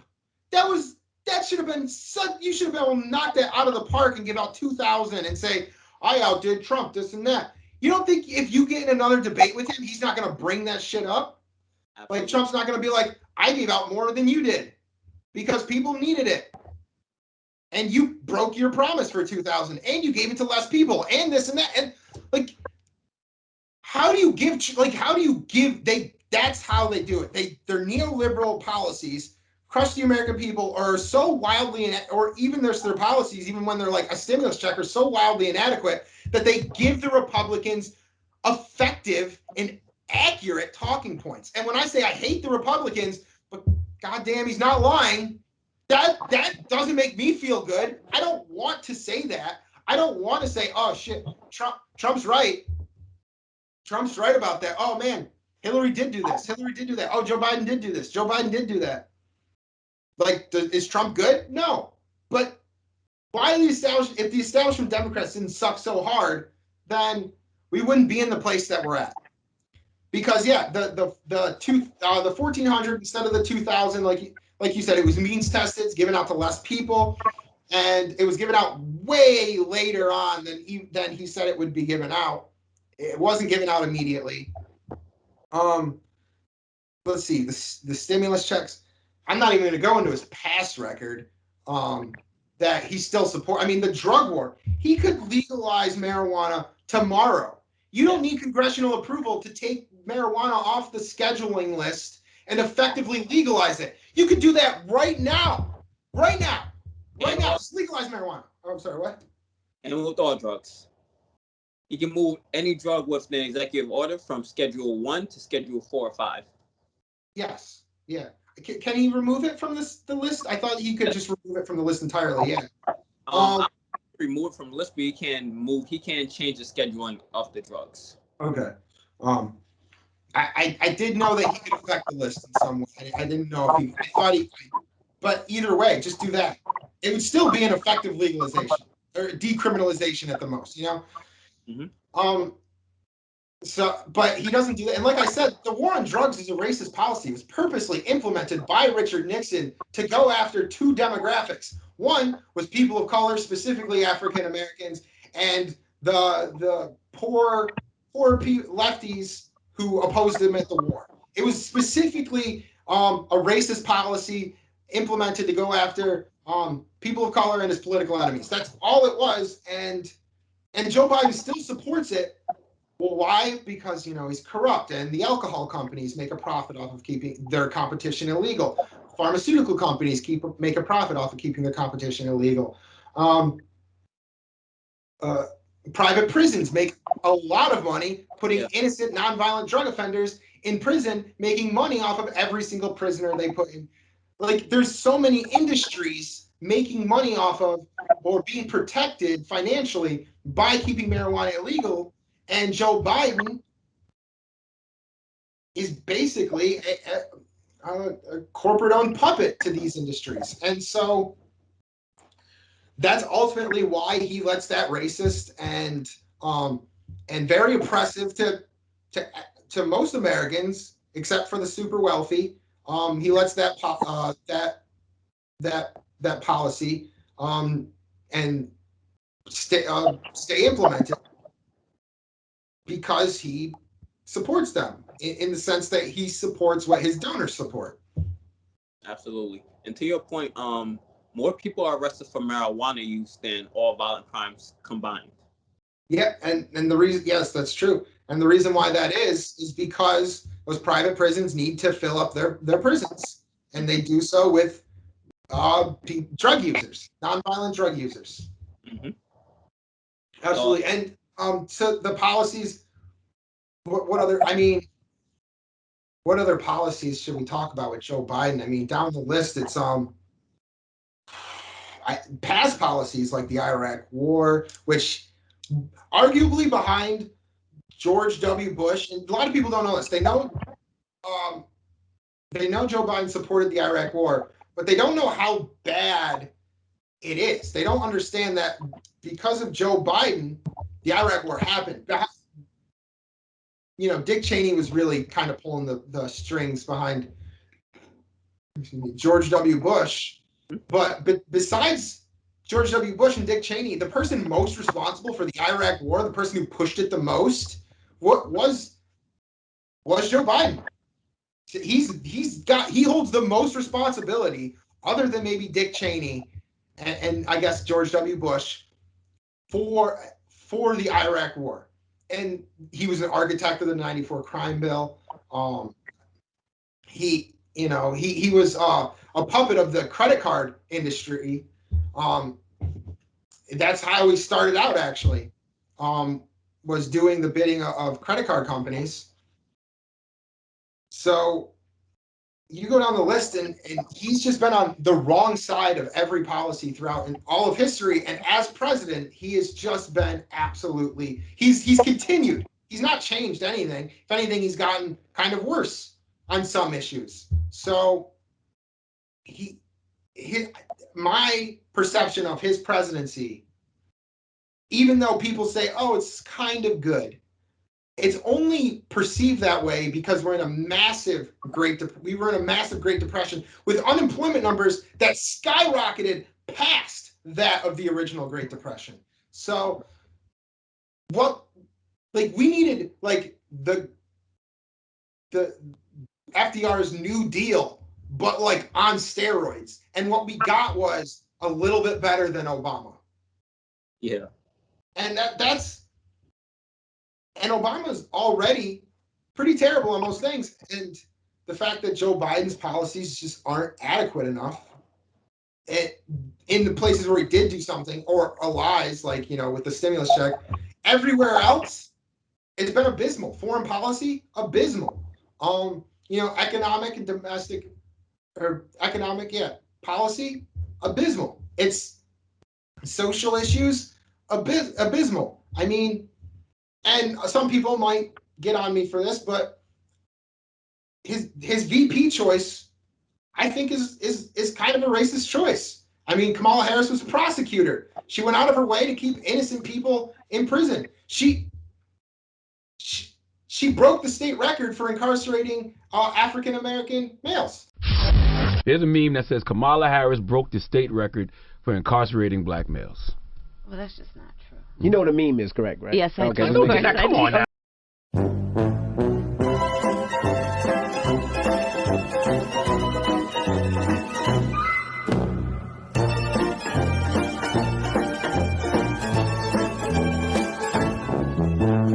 She purposely put as many people as she could in prison for the purposes of slave labor.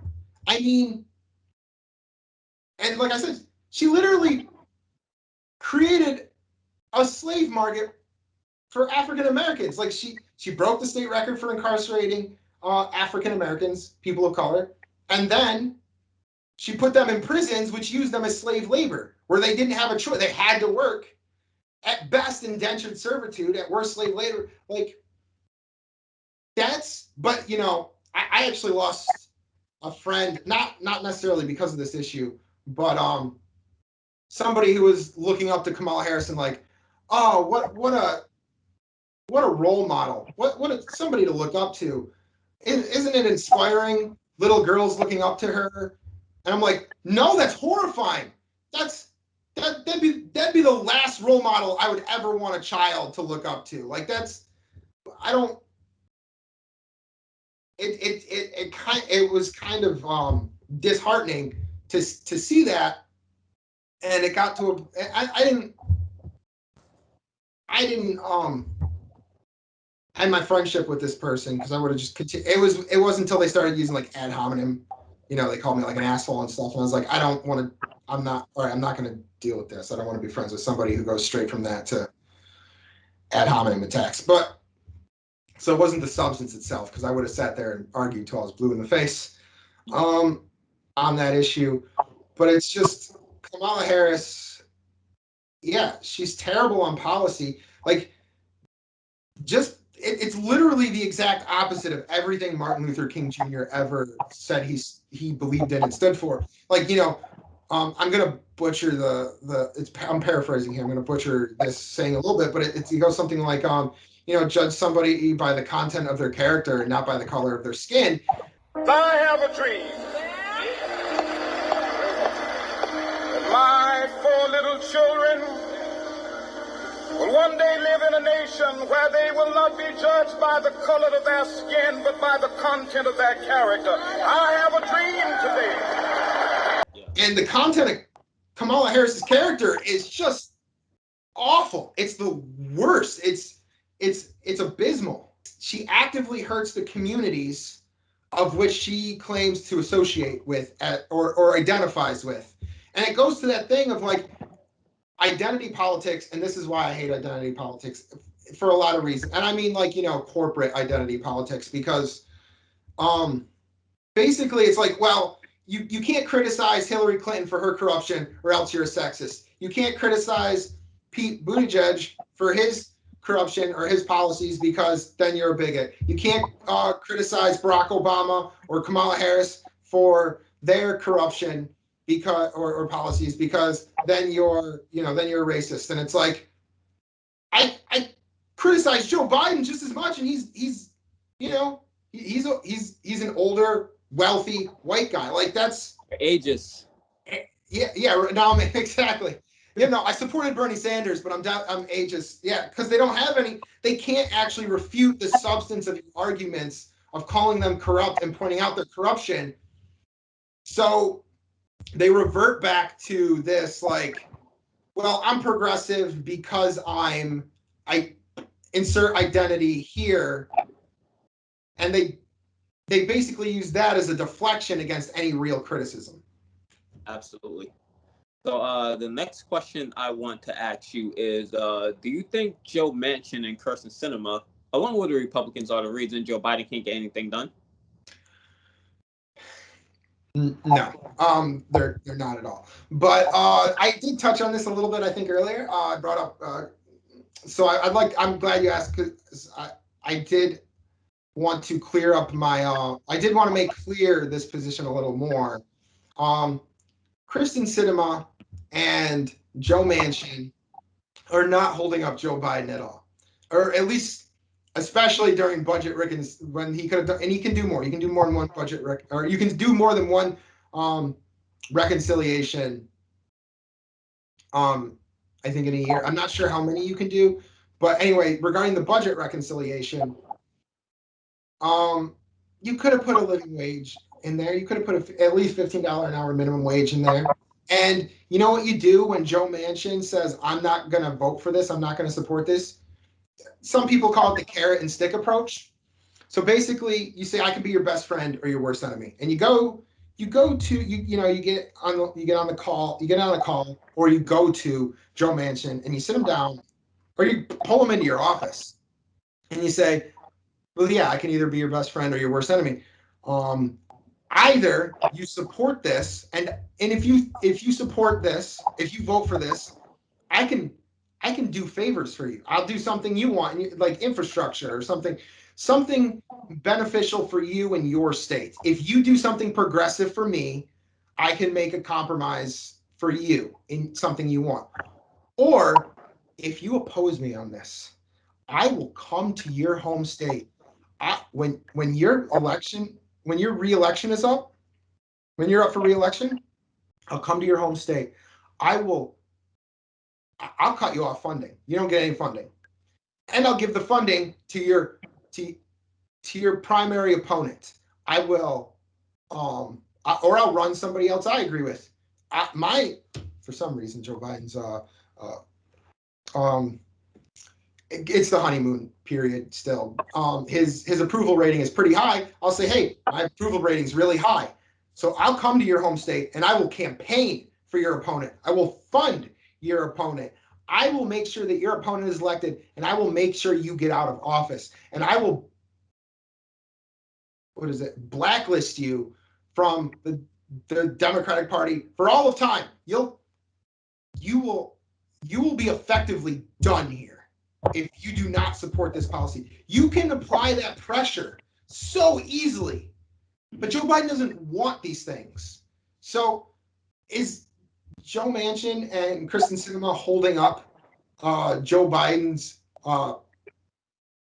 agenda? No, because Joe Biden's agenda, if what he campaigned on, at least like a living wage and stuff, let's use that as like the campaign promise he made to the left. So that's like the furthest left thing that he said he supports, that both Kyrsten Sinema and Joe Manchin oppose, and could have been passed through budget reconciliation. So this is the prime example. So I'm going to stick to that for a second.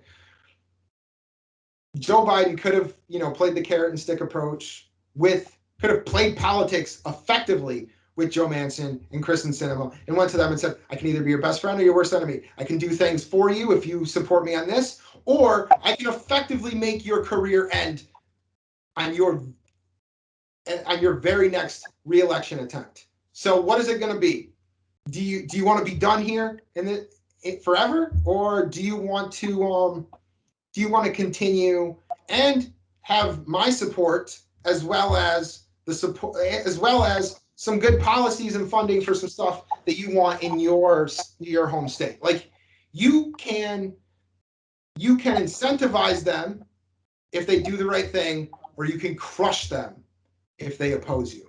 And it's so easy to do, but Joe Biden doesn't do that and the truth is, he doesn't want to do that. He doesn't support the living wage. He doesn't, the $15 an hour minimum wage. He doesn't support progressive policies. I mean, Kristen Sinema and Joe Manchin aren't, especially when you only need 51 votes in the with budget reconciliation. You don't have the filibuster, because then maybe you would get the argument of Republican obstruction. But the budget reconciliation really reveals that Joe Biden doesn't want progressive policies, and that he's just scapegoating the excuse of obstructionism to cover for his own lack of progressive beliefs. Absolutely, I couldn't agree more. So, want to completely shift the topic to the Jimmy Dore and the Jimmy Dore versus the TYT trauma that's going on. I want to know, what are your opinions on that?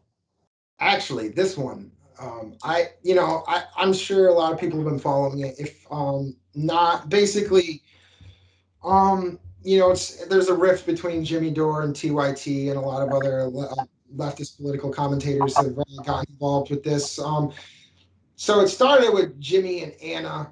Just long story short, started with Jimmy and Anna. It escalated to Jimmy coming to the defense of Aaron Mate, one of I think the best reporters and journalists in the entire country, and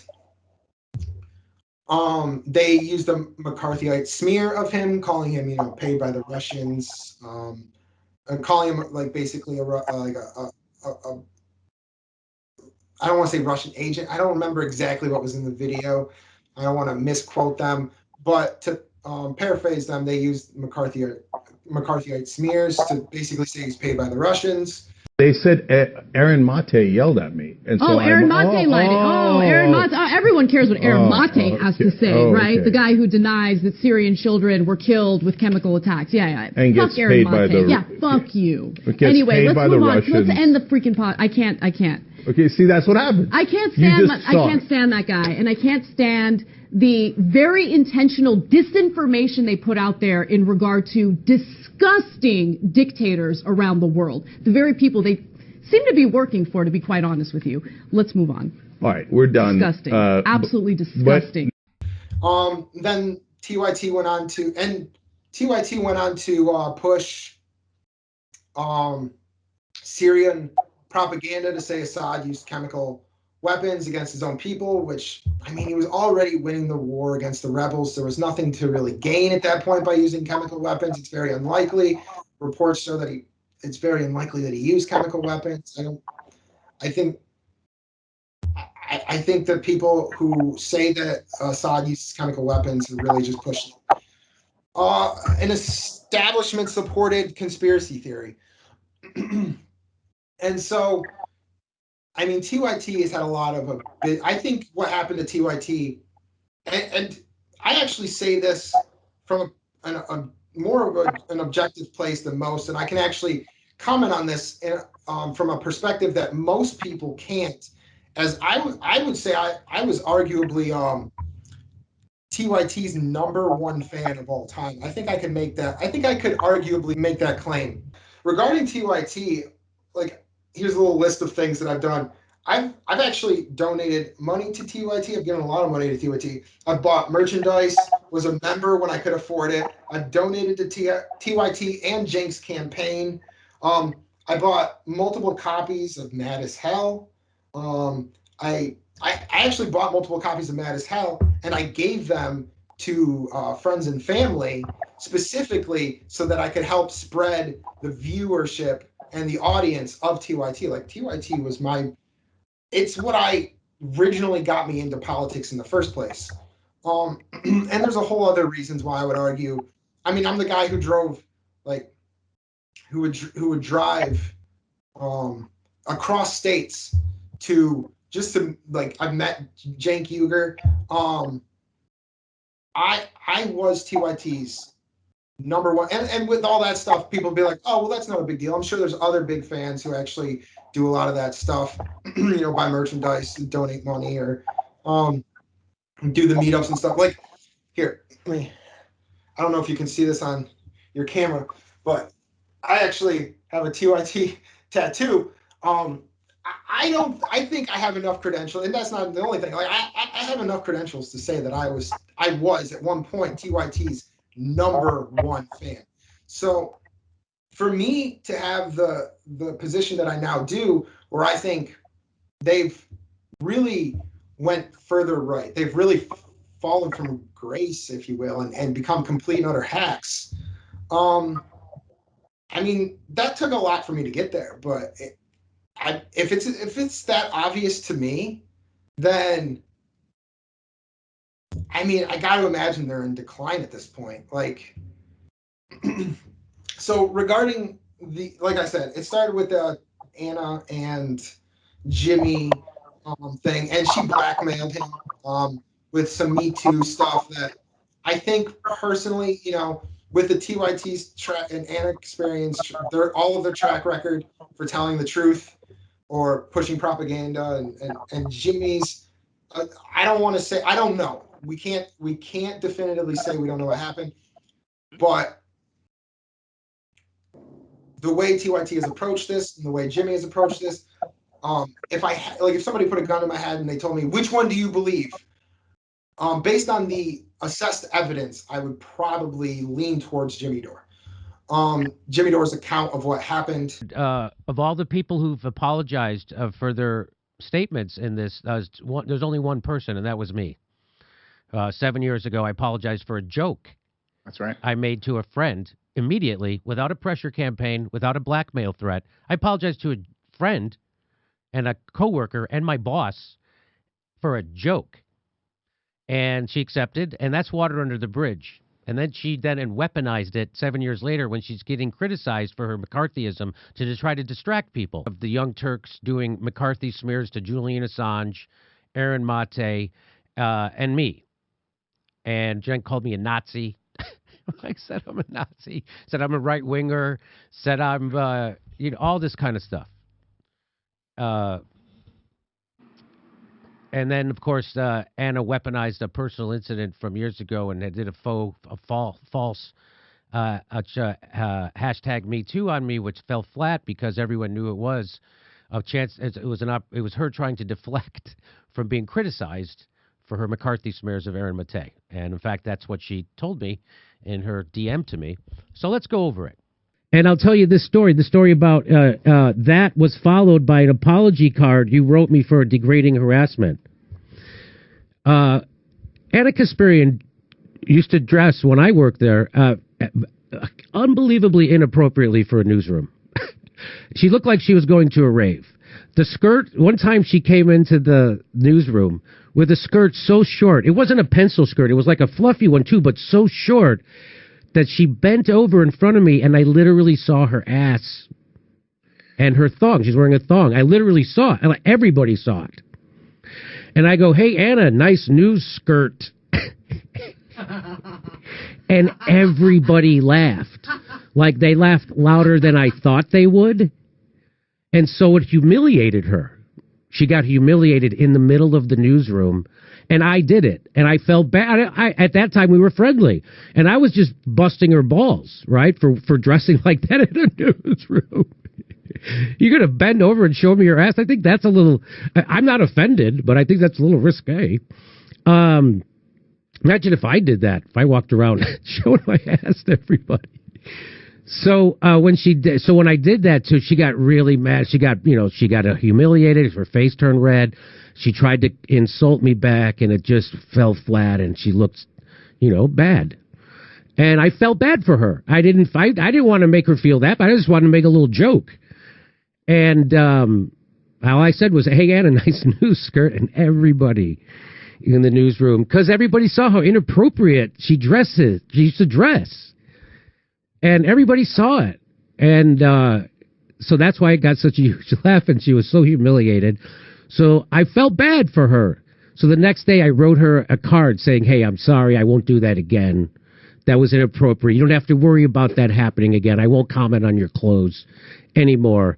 And she even sent you, Jimmy, the reason you spoke out about this, because she sent you a message. So she sent me, telling you that she was going to basically use this to go after you. She was essentially blackmailing you. Yes, she was saying it's so obvious, even by her account of what actually happened. When we know now that what you said, all you said was "nice new skirt," which you then apologized for. And then she also brought up this example where you asked her where she got a pair of jeans so you could buy it for your wife. For my wife. You know what I mean? It was so obvious that she was like she was admitting that she was going to in a malicious way conflate it. Exploit these interactions to concoct a Me Too thing. Yeah. She sent me a DM on a Thursday night. It says, "I'm sure you remember." So this is after she's been tweeted out a doctored video of Aaron Maté that totally changed the meaning of what he was saying. And then when she was called on it, didn't apologize, didn't take responsibility for it. So said he worked for Assad after. So this is after. Now she's gonna do a fraudulent blackmail and try to let me know she has some evidence that she can conflate to people, right? So here's what she says. She goes, "I'm sure you remember when you constantly made inappropriate comments about how sexy you found me at work." Not true. And even felt the need to ask me where I shop for my jeans so you can buy a pair for your wife so she dresses better.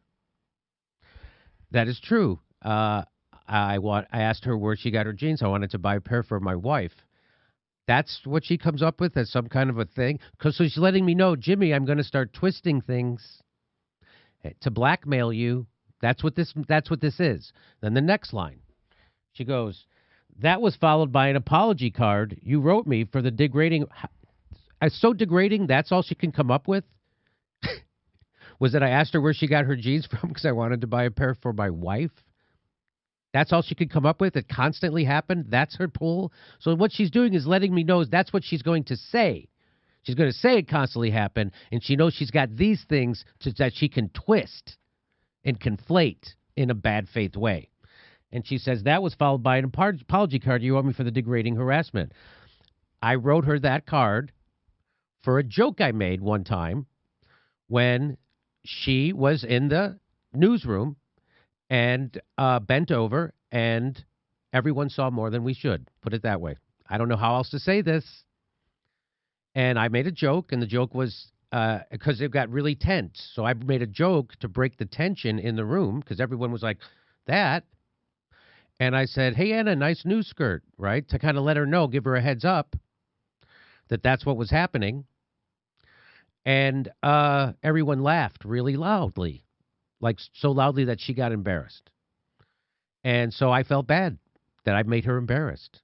And I immediately apologized to her, and I gave her a card the next day and a gift. And I said, "Hey, you'll never have to worry about me commenting on your clothes again.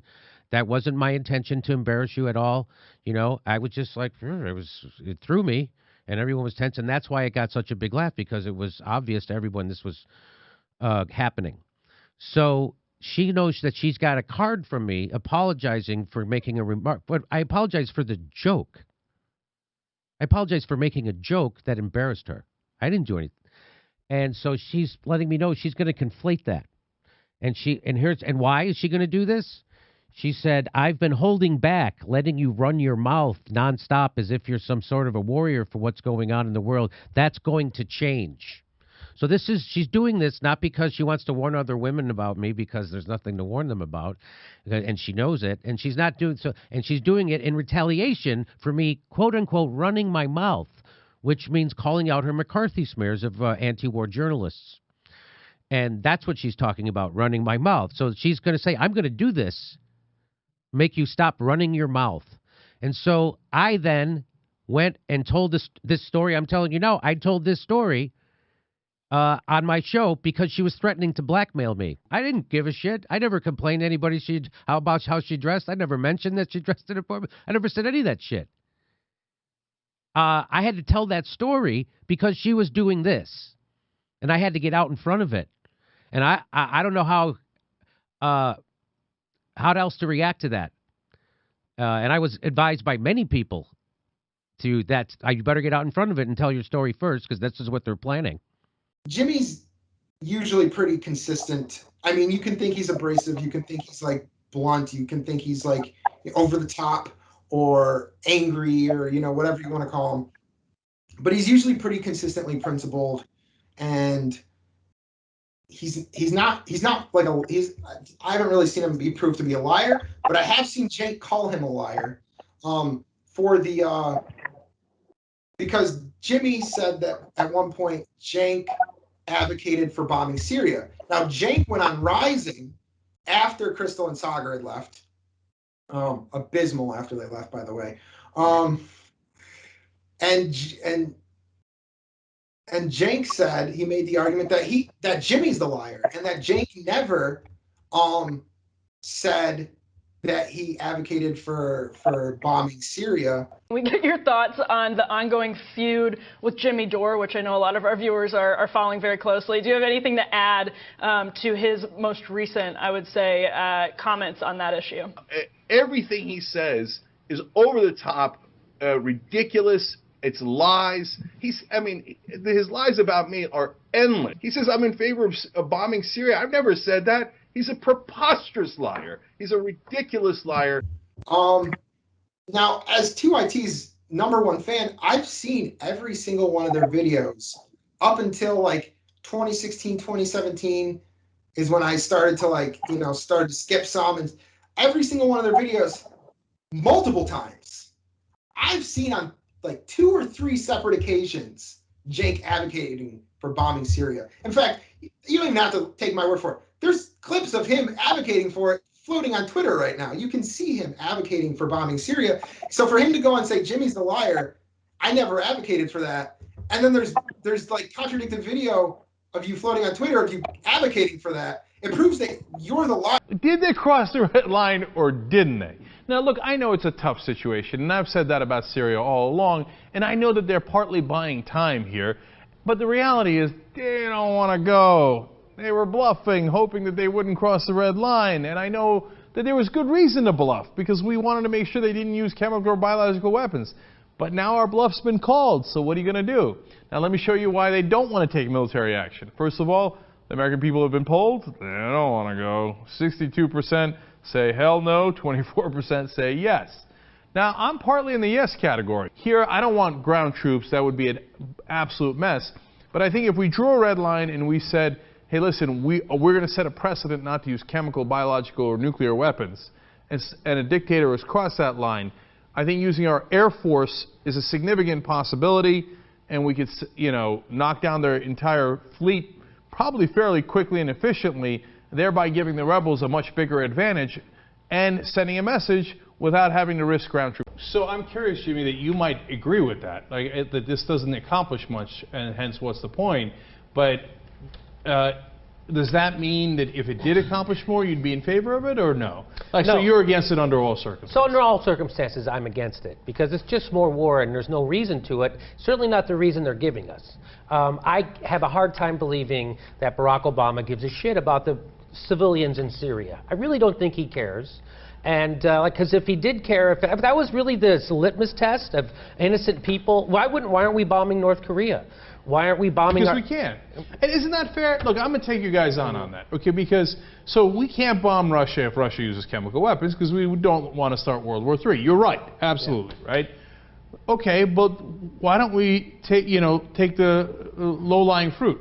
Okay, like send a message wherever we practically can. So North Korea, I'd love to decapitate all the leaders in North Korea and set that country free. but we might lose Seoul, South Korea, and millions of people. We can't do it, right? And if we can do it in Syria and help some people, well, okay, that's a good place to start.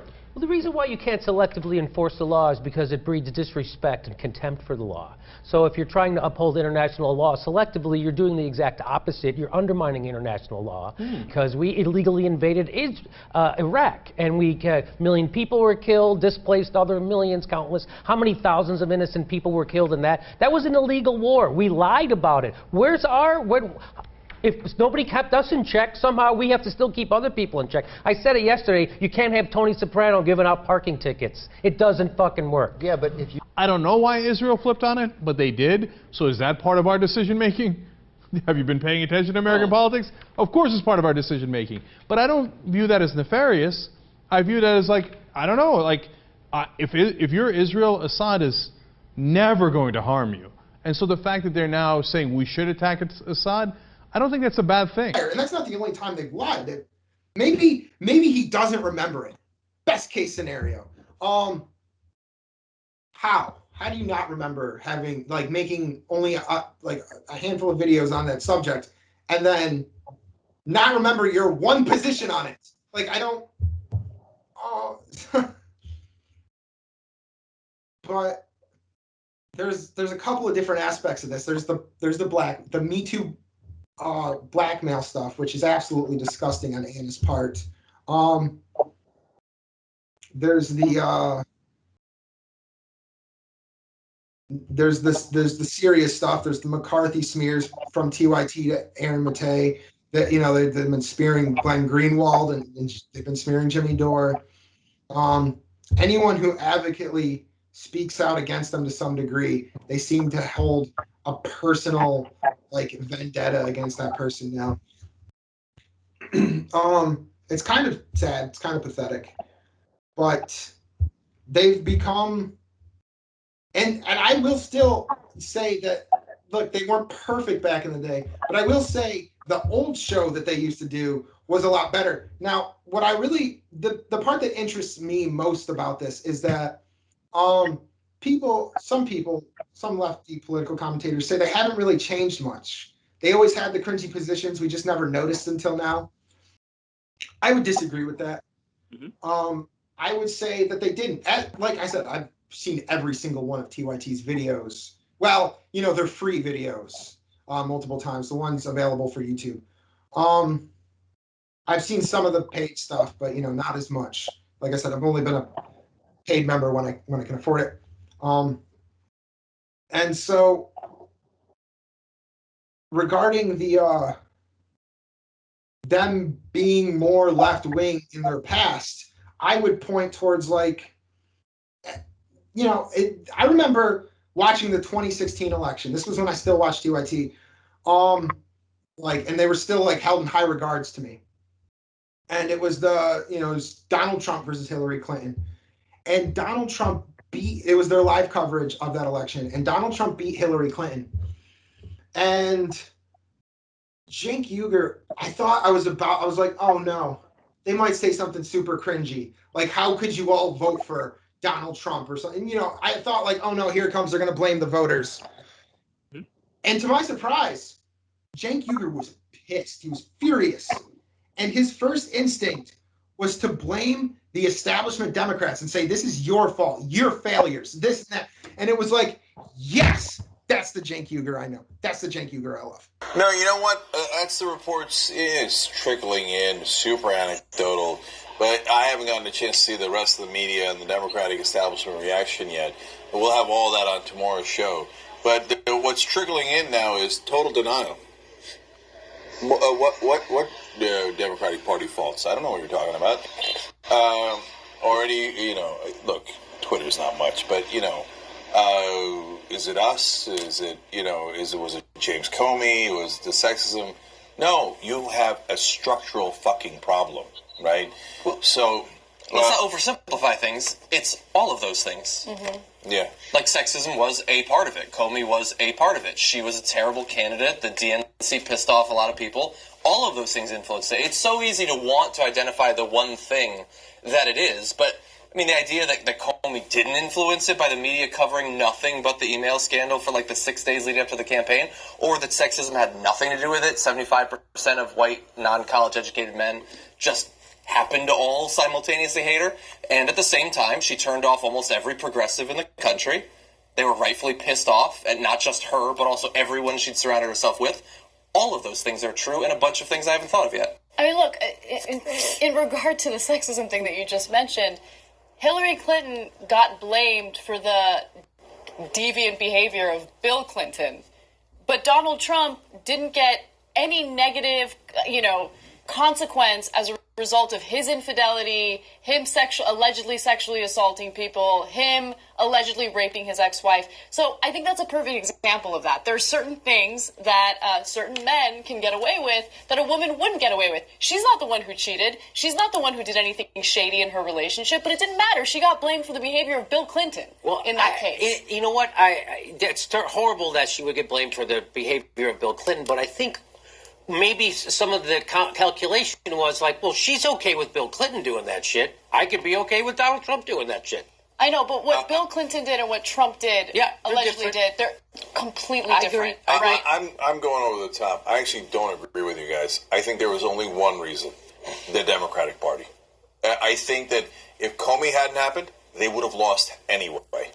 If they had a male candidate who was as establishment as Hillary Clinton, they would have lost anyway. It was the fatal flaw. And so there's nothing they could have done if they ran a greasy status quo establishment candidate. They were going to lose, and they lost. So that's it. I think that was a big part of it. I disagree that was it. Of course, I included that on my list. Yeah. I mean, many of these states are 1 point away. Mm-hmm. Almost anything can sway 1% Trump of the did electorate. everything wrong, and he's still going. Yeah, I know. That's right. And he was always like that. Like, at the end of the day, he has some cringy positions, but he never took these just objectively disgusting positions. He always had that. So that was a clear moment of clarity where I'm like, okay, TYT's still them. And now, you know what? Now Donald Trump is president. Like, that, like, and they clearly, Jake, in that moment realized, like, the establishment Democrats, that was their fault that Donald Trump just got elected. He made that clear in that very moment, and then never brought that up again. Like, yeah. I think the 2016 moment was like, that was his like last moment of clarity, right? So like, that I think after and people say like, oh, he took the money, they took the $20 million or whatever. I think that's a problem. It's definitely a problem, and I think it definitely did influence them, but I think the bigger issue is honestly just Trump derangement syndrome. I think after 2016, they lost their goddamn minds. Like, I believe after 2016, they were just like, Trump's evil. Like, there's no greater evil than Trump. He is, he is the core of all evil. He is a unique evil. It's different from the other Republicans or the neoliberal Democrats or this or that.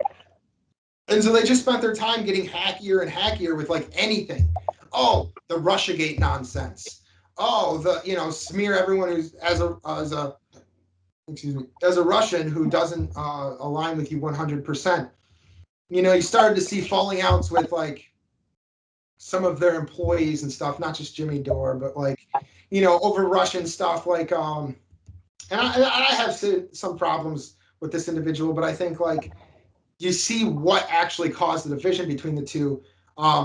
Michael, what was their reporter's name? Michael, Michael, everyone's remind me of this afterwards, but I can't remember. They had a reporter named Michael after Jordan Chariton. And so, they eventually get to like where they've filtered out all of their all of their progressive voices. Matthew H. asked, been watching you since 2014.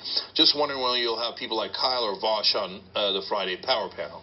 So I honestly, I don't know enough about Vaush, but I'll look into him more. I know that he got involved in some of these controversies, but and we have people on from the network and our guest hosts more often.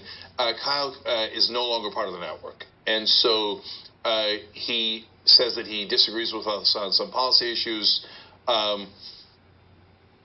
It is what it is. Good luck to him, and let's see if he can placate the people he's trying to placate. My guess is it'll end in disaster. It has already started in disaster, and probably will head in that direction. So we've had Kyle on many times before, and we had a great relationship with him. We've done many shows with him and supported him. Nowadays, though, he seems to be going in a different direction. Everybody's free to make their own choices. And they themselves have just become like neoliberal establishment. They're not neoliberal themselves. They're basically establishment talking point machines at this point. And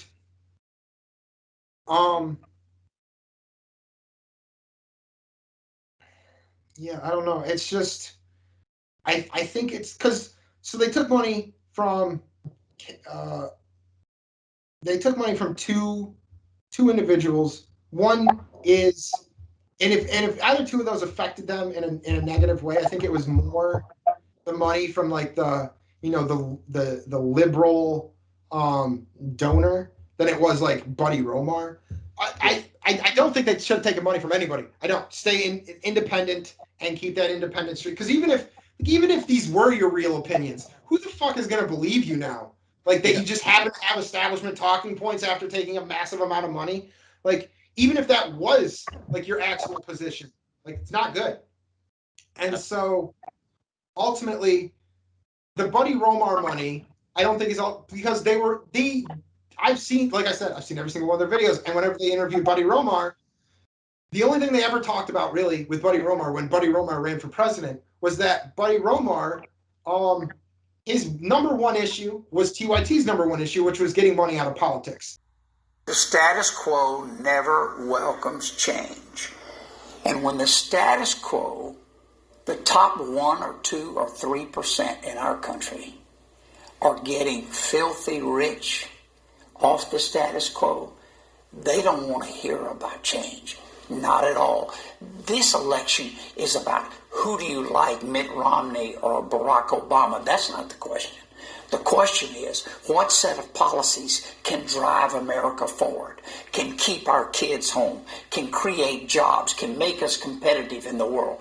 How can we lower the cost of health care for everybody, not just those who are on the outside? Everybody's paying too much for health care. How can we have a banking system that's open and competitive and fair? How can we have a tax code that you can actually read and understand with low marginal rates? How can we have fair trade with China rather than free trade? These are the issues. They were not discussed in the campaign, were they? No, it was all about Democrat, Republican, this person versus that person.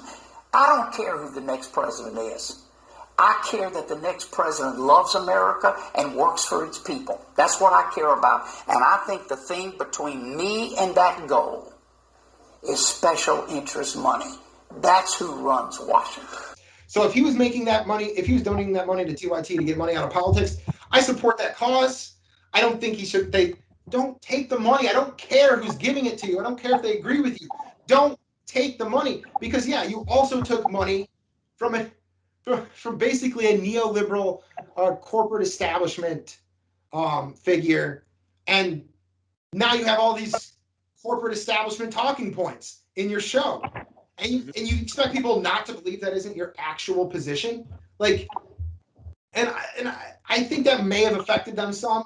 I just think it affected them less than the Trump derangement syndrome. I think the second that bug got in their brain, it laid eggs, and now their brains are just infested with little, like, just insanity of just how can we attack Trump in no matter what, even if it's a substantiveless, ridiculous smear that helps Trump more than it hurts him. Because when you attack somebody not on substance, or when you attack somebody with false claims, even people who would hate Trump, who would otherwise hate Trump, would look at that and go, well, that's not true. So maybe the other stuff about Trump, like you cause this like you create this like this doubt in people that maybe Trump isn't that bad, because like look at all these ridiculous things people are saying about him. Maybe the accurate things people are saying about him also aren't true. You undermine actual criticisms of Trump by making shit up, and you just go after Trump wholeheartedly, and then you're so scared of Trump, you're so afraid of Trump that you will side with anybody who also doesn't like Trump, even though the people they side with who don't like Trump support him in line with most all of his policies. So it's like, oh my God, we hate Trump. We love all these establishment Democrats now. Like, we'll say establishment Democrats, we'll say we're independent, we'll say we're progressive, and then we'll use every single right-wing neoliberal establishment corporate fucking talking point in the book. And it's as I know I've said heartbreaking and disappointing a few times throughout this interview, but with TYT specifically as their number one fan, or I would argue I was the number one fan, or at least saying that I, as large of a fan as I was, as dedicated of a fan as I was, that one really hurt. The day that I unsubscribed to TYT, it burned, like it just hurt.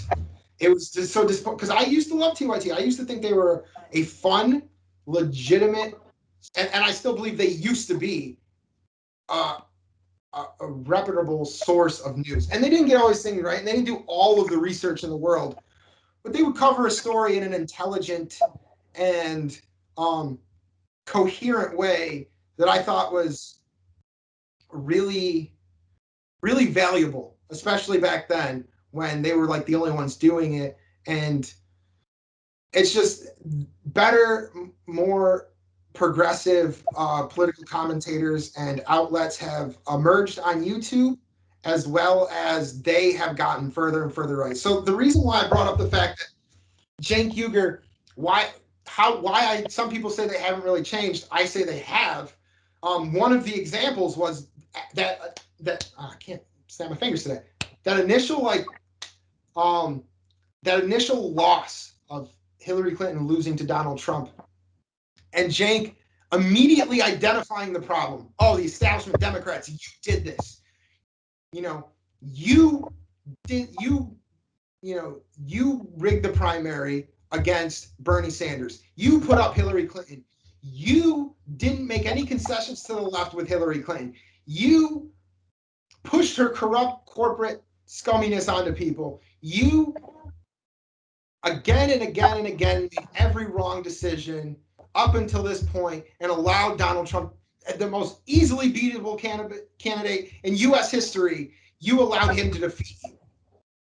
And back then, he used to blame the Democrats. He blamed the party. He blamed the neoliberals in the party. In 2020, I remember he called Kyle Kalinske, or he said, like, if you don't vote for Joe Biden, then, what are you, like, you're morally inferior or something? He said something along. He basically voter shamed on Twitter. I've seen him voter shame a couple of times at this point. At that point, he did it on Rising. Somewhere on Rising, you can find a video of Cenk Uygur doing voter shaming. Cenk joins us now via Skype to expand on that and possibly a way forward. It's good to see you, Cenk. Thanks for joining us.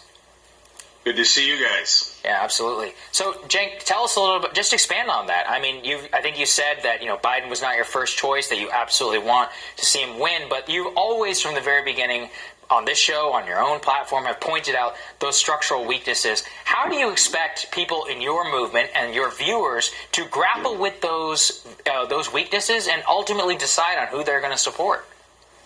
Yeah. Well, look, as far as who you're going to support, I don't think that's that hard a question. Any vote that doesn't go to the credible candidate against Trump helps Trump. It just does. And he's done it on Twitter. I know I can find the Twitter one because I retweeted it just so I'd always have it. And Kyle Kalinske came out and he's like, so wait, if I don't vote for Joe Biden, he like re-clarified, he got Cenk Uygur to re-clarify his position, to not only reiterate his position, but clarify it over again. Where he's like, wait a minute, so if I don't vote for Joe Biden, then I'm morally, I think it's morally reprehensible. Let me just make sure really quick, so that way I'm not taking him out of context here. Here it is. Joe Biden has 1,000 problems. I'll fight like hell to move towards progressive positions. I'll almost certainly help to primary him in 2024. Yeah, like you're going to primary a sitting incumbent, like in a Democratic primary.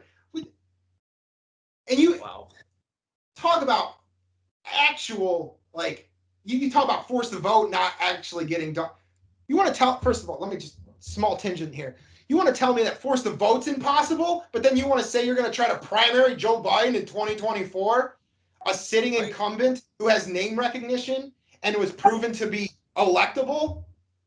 And you want to talk to me about what it is and isn't fucking possible? All right. But not voting is still taking action. It doesn't make you morally superior to those who make hard choices. It might do the opposite. Morally inferior would be the opposite of morally superior. Let me read my response tweet here. Vote shaming is gross. Despite disagreeing, I respected Cenk because he defended those who didn't vote for Hillary, even if he didn't agree with their decisions. I'm referring to that moment right after the 2016 election where he went after the establishment Democrats and not the voters. But lately I've seen Cenk shaming voters here and on shows like Rising instead of actually blaming Biden, the candidate. So I just wanted to be able to read his thing so that I'm not, taking him out of context or whatever. I don't want people to be like, well, I hate when people are like, oh, you just took me out of context and you like said one word wrong, but it doesn't change the horrible. Yeah, regardless. Anyway, so my point is, Cenk used to say that stuff. He used to blame the politicians. It's their fault they lost, not the voters. And now, on multiple occasions, he almost exclusively blames the voters. And he does that on a number of positions. He has moved to the further and further right, or just even if you don't want to call it moving right, he's moved to the objectively wrong position, and he has made his positions worse and diluted and less progressive over time, to the point where it's hard to tell between Cenk, Anna, TYT, and any actual just like MSNBC or CNN or some other establishment outlet. And that to me is disappointing. And I think that's a position that I can approach this with, or at, that not a lot of other people can, because I've seen every single one of TYT's videos up until that point. And I know when they're contradicting themselves or when they're lying, because there's not a single time that Cenk can say something that I'm like, but wait a minute, what about this one time when you said, I got that on the lockdown. And so like a lot of people don't bring up that contradiction of him saying, like, after 2016, like, people say, like, oh, look how mad he gets. Yeah, if my kid, like, I got mad when Bernie Sanders lost. I get that I'm not mad. Like, I don't think it's ridiculous that he got mad that a candidate lost. I think it's ridiculous that when he got mad, he blamed the right people, but now in 2020, he's completely regressed his position to blaming the wrong people. And so there's a number, I mean, I'll maybe make some TYT videos in the future of these kinds of contradictions that a lot of other people might even miss or don't see, because they haven't been exposed to TYT as much as I have. So like I said, I have a really interesting perspective that I can draw from. And I like to think about how they got to this point. So I like to think about how TYT reached that point. And I think, and for me analyzing them, as much as I've been exposed to them, I think the money doesn't help, but I really think that Trump derangement syndrome has just infected their brains to a point where they can't think clearly about anything or objectively about anything anymore. They have narrow tunnel vision, and it's resistance Democrat talking point nonsense. I think that's all that's left. Yeah. All that's left of them at this point. Yeah, I couldn't agree with you more.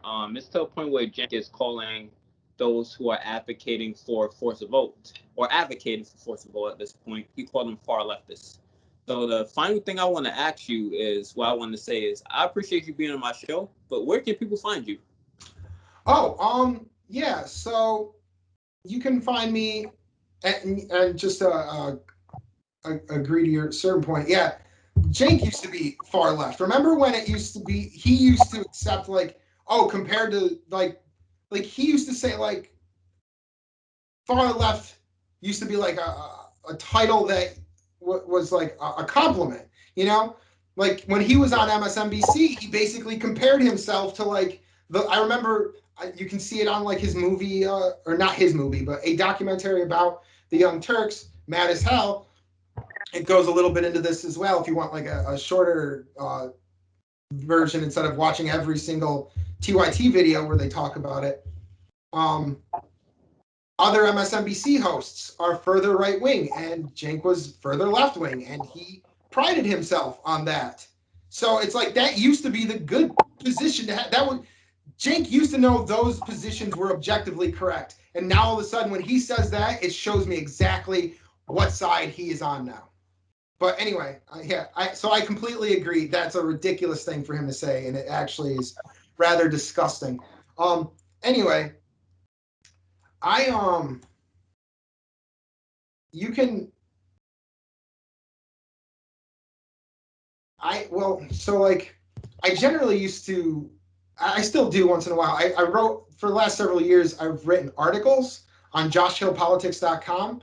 So if people want to find me, they can go to joshhillpolitics.com, and they can read some of my articles there. They'll be linked to all of my other outlets there, or social media platforms there. So if you want to watch me on YouTube, you can go to Josh Hill Politics, and you can follow me on Twitter at Hill Politics, or you can like my Facebook page at facebook.com/Josh Hill Politics. But if you want to find any and all that stuff, you can just go to joshhillpolitics.com, and that's where I do most of my stuff. Write articles, links to videos, and things of that sort. So that's where people can find me. That's where I'll be. And everything is going to be linked in the description below, so you don't have to type in yourself. So I appreciate you coming on my show. I gotta have you back after I have surgery. Okay, good luck with your surgery, man. And thanks so much for having me on your show. I really enjoyed it. I actually, to be honest, I always get anxiety doing interviews with other people because there's no chance for me to make a mistake and kind of re-edit the fix, and I lose my train of thought sometimes, especially because I have stage fright, and it's been something I've been trying to get work on and get over as much as I can since I started getting into politics and doing videos. I remember the first time I ever learned I had stage fright was on cable news, and so I was doing an interview for Time Warner Cable News, now Spectrum, and I just I couldn't get a word out. I couldn't make a coherent sentence. I couldn't articulate my words in any coherent form, and it was. I hope they destroyed that video. I hope it's not sitting in an archive somewhere just waiting to come out. If I ever, elevate my... you know what? I hope they do. Maybe I'll contact them and release it because it'd be fun to watch that. I've gotten a little bit better. I think I improve in speaking every time I get on camera now. But, man, I really do appreciate you having me on the show. And I would absolutely love to do it again after your surgery sometime. I hope your surgery goes well, man. I know you said it's not like a super dangerous surgery or anything like that. I mean, unless that's personal. I don't know if you want to get into it too much. Because I've been some of my subscribers know, but not most people, of course. I've had trouble walking for the past 10 years because I had ankle, knee, hip issues. So I'm having surgery on my ankle. Hopefully it fixes that. Man, good luck. you gotta let me know how your ankle's feeling afterwards. I know there's like a little period of time where you're probably not gonna be able to walk on it after surgery and stuff, but I wish you the best of luck, man. Thanks again for having me on the show. Thank you, and I'm definitely gonna have you back. He does amazing work, so make sure you check out his channel. Thanks, man. And you know what? This video will be on my channel too. So if there's anybody watching this video on my channel, I would recommend that you go and subscribe to your channel as well. So let's see y'all on them summits. Peace.